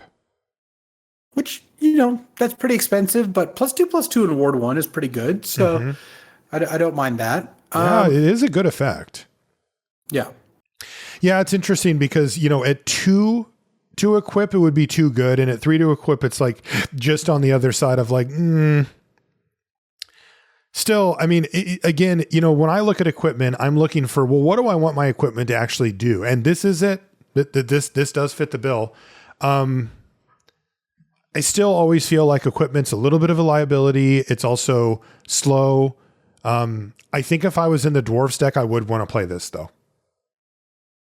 Certainly, if you're in the dwarves deck, you should always play this. This is like a builder on, it's a builder on B, but I'll call it a builder on D for dwarves. Yeah. So what about outside of it? The problem is the deck that has the payoff for equipment is also just the dwarves deck. So it's not like, oh, this is good if you're dwarves or storied, because storied and dwarves go together. Oh, sure. Would I play this outside of that? Probably not. It looks way too slow. Okay. Next up is Old Thrush, which is 2 mana for a 1/2 creature bird at common. This is not an artifact, by the way. It's just colorless. It's got flying, so 2 mana, 1/2 flyer. When this creature enters, you gain 2 life. You may search your library for a basic land card, reveal it, then shuffle and put that card on top. Yeah, the on top killed it. I saw this card earlier and I was thinking like, oh, Marshall is not going to like this one. Man, it was so good right up until the very end, and then it was like whomp. Still, you're getting some material. You're gaining 2 life. No, I can't do it. I don't know. I guess it's a D for Old Thrush. Again, we haven't seen any reason, you know, why emphasizing getting like, say, an off-color land would be so important. Like we haven't even really seen evidence that splashing is good, let alone playing, 4 or 5 colors. Yeah, you would really need to get some good fixing, or to have like, I know there's not life gain payoffs, but that's the sort of thing you would want for this. Right. As is, this looks like a D, and it looks like the kind of thing that I think is actually kind of brutal to put in a set, which is having your mana fixing be a trap is going to make it so the people who don't know better are going to think they're doing a good thing, and they're just going to lose more in a way that with Old Thrush is not actually the most apparent. No. That you're just down a card in the middle of the game, you know? Yeah, that last sentence just killed it. Next up is Thror's Map. This is 2 mana for a legendary artifact at uncommon. And it says, when it enters, search your library for a basic land card, reveal it, put it in your hand, and then shuffle. That's how you do it. And then it said, and then it has 2 tap, draw a card, then discard a card. That is how you do it. Yes, wow. That is exactly what you want. That is sweet. Definitely amazing in the deck that cares about drawing the second card, but I would play this in any deck. No question. B plus for Thror's Map? Okay, sorry. You would definitely play it in every deck, and I will probably play it in just about every deck. If you have a very aggressive deck, this is not a good card. Oh, like sure. If you have a ton of twos, I think you'd rather just have a 2-drop creature. I think you should put this card in like 80% of your decks. You know, okay. No, and you should draft it highly, but if you're ramping, but you can't always just spend your turn 2 doing nothing. But if you think about this is a basic land cycler that leaves behind a 0 mana artifact that says 2 tap and draw. Yeah. discard. I mean, that's the thing. That's sick. That's just a great card. That's a B, you know? Yeah, there's very few limited decks that I wouldn't want it in. It would have to be a really aggressive deck. Next up is Troop of Ponies. This is 2 mana for a 2/1 horse. It is uncommon and, again, colorless like the Thrush.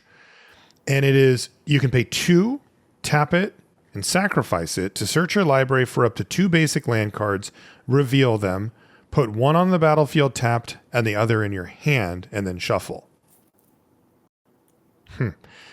Well, there was a 3 mana 2/2 that did this, that got you 2 lands back in the day. Yeah, the stag, the burnished stag. Yeah. This is 2 mana to get it go, like 2 mana to get it on the battlefield. I think I'm interested in this. I think the question is it only really great in the ramp deck that has that's really wanting to get extra lands on the battlefield, or is just a 2-for-1 good enough either way? I suspect a 2-for-1 is just good enough. Like it's also just a 2 mana 2/1, so you're not really losing a whole lot. God, and it's colorless like any by just putting this card in your deck, right? Yeah. Wow. I mean, I like B for Troop of Ponies. I don't mind it. Just seems good.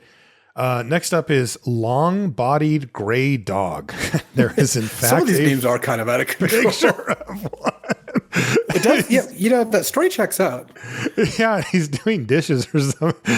Okay, this is 3 mana for a 2/2 dog. It's common. I would hope. It's got flash and reach because he's long-bodied. That's hilarious. When this creature enters, create a tapped treasure token. I like that too. Dude, this card's good, actually. 3 mana 2/2 flash reach that makes a treasure? Like, sure. I would say C- for the long-bodied gray dog. Do you have to be playing, do you think, like ramp or multicolor deck for this to be good? No, I don't think so. You think you're fine just running it? Mm-hmm. I think the next turn, just powering out a 5-drop or playing 2 spells in one turn is pretty good. And you can trade this off for something. It trades for a lot of flyers. Yeah. Yeah, the reach is nice, flash is nice. Yeah, I would give this a C. C.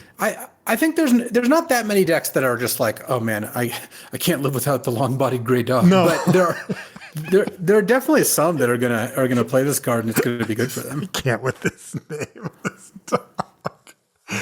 The long-bodied gray dog. Like, I want to know, did the artist use their own dog? There's some vibes there. Next up is the Black Arrow. This is our last artifact or colorless spell. It's 3 mana for a legendary artifact, equipment, and uncommon with flash. And it says when it enters, it deals 1 damage to any target. If a dragon is dealt damage this way, destroy it.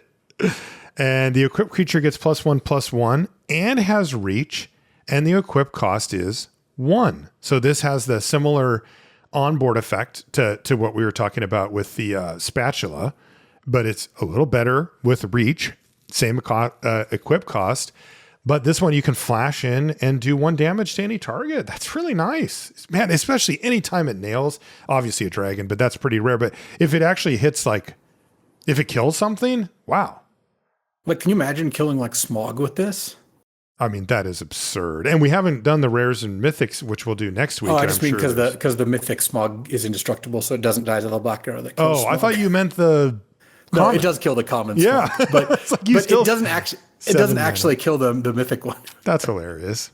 It's really funny. That is really funny. I like this card. Yeah, this seems really good. Especially, man, if you can just get something dead for the 1 damage, anything, any token, whatever, then it's way better too. It doesn't sound that hard to get a reasonable card out of this. I agree. And if you get a dragon, you're kind of getting an unreasonable card out of this. Then it's unreasonable. That's just ridiculous. Right, because that's absurd. It also can go upstairs. Like, if you just need to get it on the battlefield, you can just be like, sure, end step play it, hit you for 1. Is it a B? In its best case scenario, it's a B. So that means it's not a B. It's a B if they have a dragon. Okay, yeah, it's an A if they have a dragon. It's a B if you kill any creature that they spend any mana on with it. It's probably, I would give it a B minus. I think there's enough here to get it up into that range. I'm good with B minus. I think that helps describe like it takes in part of the games where it's like an A, right? Which is some of the games. Right. I think it's probably like a C plus against most decks, but you got to respect a card that is mostly a C plus but can be an A every now and then. You gotta keep that, incorporate that into your analysis. It's gonna feel so bad when somebody hits your bomb with Black Arrow. I don't know how many dragons there are. Like maybe it's just Smaug, but okay. This next one is kind of interesting. There's a cycle of 5 lands, so one for each of the color pairs that we've talked about here. They all enter-tapped. They all tap to add 1 mana of either of those 2 colors, and they all have the same activated ability with a little twist. The activated ability costs 2 and then 1 each of those colors. So I'm going to use Lake Town as the example, which is the blue-white version, and they're common, by the way. So 2 blue-white, tap, sacrifice this land. What do you get? It says put 2 +1/+1 counters on target human you control, and you can only do that at sorcery speed. Now, Goblin Town, which is the black-red. Wait, what does Goblin Town put counters on? Well, it does goblins or orcs. It does both, actually. Yes, it does. Yeah. And then Mirkwood, which is the green-black, does actually bears, spiders, or wolves. Iron Hills, which is the red-white, does dwarf. And then Elven King's Halls does elf. So each of them does a, appropriate type for the color pair. To make sure that you have, enough targets around. What do you think about these, Luis? I mean, a tapped dual land is normally something we are interested in if they're both on color. And then anytime we can get anything out of lands late in the game, we're happy with it. But how happy are you with particularly these where it's effectively 5 mana, sack a land to get the 2 counters? I like them. I like that they're doing something a little bit different with their common land cycle, because we've seen tapped gain a life a lot of times. We've seen, the like 4 tap surveil or scry. We've seen a variety of things. This is new. This is cool. I like how it's a goblin or orc, bear, spider or wolf, dwarf, human, elf, and that I think will probably line up fairly well. I would guess that they've done some good counting to make sure. Yeah. So what would you grade these common duels? Like C's? C pluses. C pluses. Yeah. And our last card is Hobbit Hole. This is a land at common. It says tap, sacrifice this land. You may search your library for a basic land card, put it onto the battlefield tapped, and then shuffle. And it's worth noting that Hobbit Hole does not make mana on its own. So that is what it does. But it also has Halfling Cycling for 4. Which is you pay 4, you discard this card, you search your library for a halfling card, reveal it, and put it into your hand, and then shuffle. That's really funny because this is also a new a sort of new twist on this, which is that you can cycle it to go get a halfling. That is really funny. I'll do a quick search here to see how many halflings are in this set, and it looks like there are 9. There's 3 blue, 4 black, a green, and a white. All right. But they're good. I mean, these are all, the cards, they're either commons that we really liked or they're uncommons, rares, and mythics. So, these are cards that it would be weird to draft Hobbit Hole with that as being the purpose. This is mainly just a land that, is a fixing land for you. But every once in a long while, you'll go end step, halfling cycle this for my bomb and get the dang thing. Yeah, and you would, like you said, you'd always just play Evolving Wilds and be happy about it. Right. So that's C+. not really an issue either. I like C+ for Hobbit Hole, yeah. Yeah, it's just good fixing. All right, that's it. Really interesting. On one hand, refreshing to be in just a normal fantasy environment. It's also refreshing to see a little bit of core set vibes with, an actual vanilla creature and some more straightforward cards with the removal and stuff like that. That I really appreciate and I really like, and it actually makes me excited about the set. The other side that sort of looms over it is that this is one of the small sets, and those typically haven't had a lot of runway, even though they did show us with Teenage Mutant Ninja Turtles that they do actually know how to make a draftable small set that's pretty fun. But you know, they have mitigated the problem of not having a long runway by giving us 7 sets this year. So if you don't like this one, there's another one coming up right quick anyway. So I feel a little bit torn on it, but mostly excited. Yeah, this looks good to me. Like looking at the set, the cards look fun. I like the mass. The story thing, it looks like they've set up enough stuff to support it, which I think is good. Ferocious plays pretty well. This is on the simpler side, but honestly, I feel like I enjoy the sets that land on the simpler side a little more than the ones that land on the super complex side. Recruit looks like a great mechanic. Again, nothing groundbreaking, but it's combining a lot of stuff that is already good. So I have a good feeling about this one. I do too. I really do. Okay, that's going to do it for our set review here for The Hobbit. If you want to find us on social media, I am Marshall_LR and Luis is LSV pretty much everywhere. You can find everything related to the podcast over at lrcast.com. I want to thank our Patreon supporters as well as Ultimate Guard for their support of the show. We're going to do the rares and mythic rares next week, and we hope to see you there. So the current thing I've been getting into, you know this because I sent you the link yesterday, was the rotisserie draft. So, God, I love a roto. Vintage rotisserie draft or vintage cube rotisserie draft is I put up a video last week. Kind of, it took me a bit to figure out how to make content around one because they're a little bit scattershot.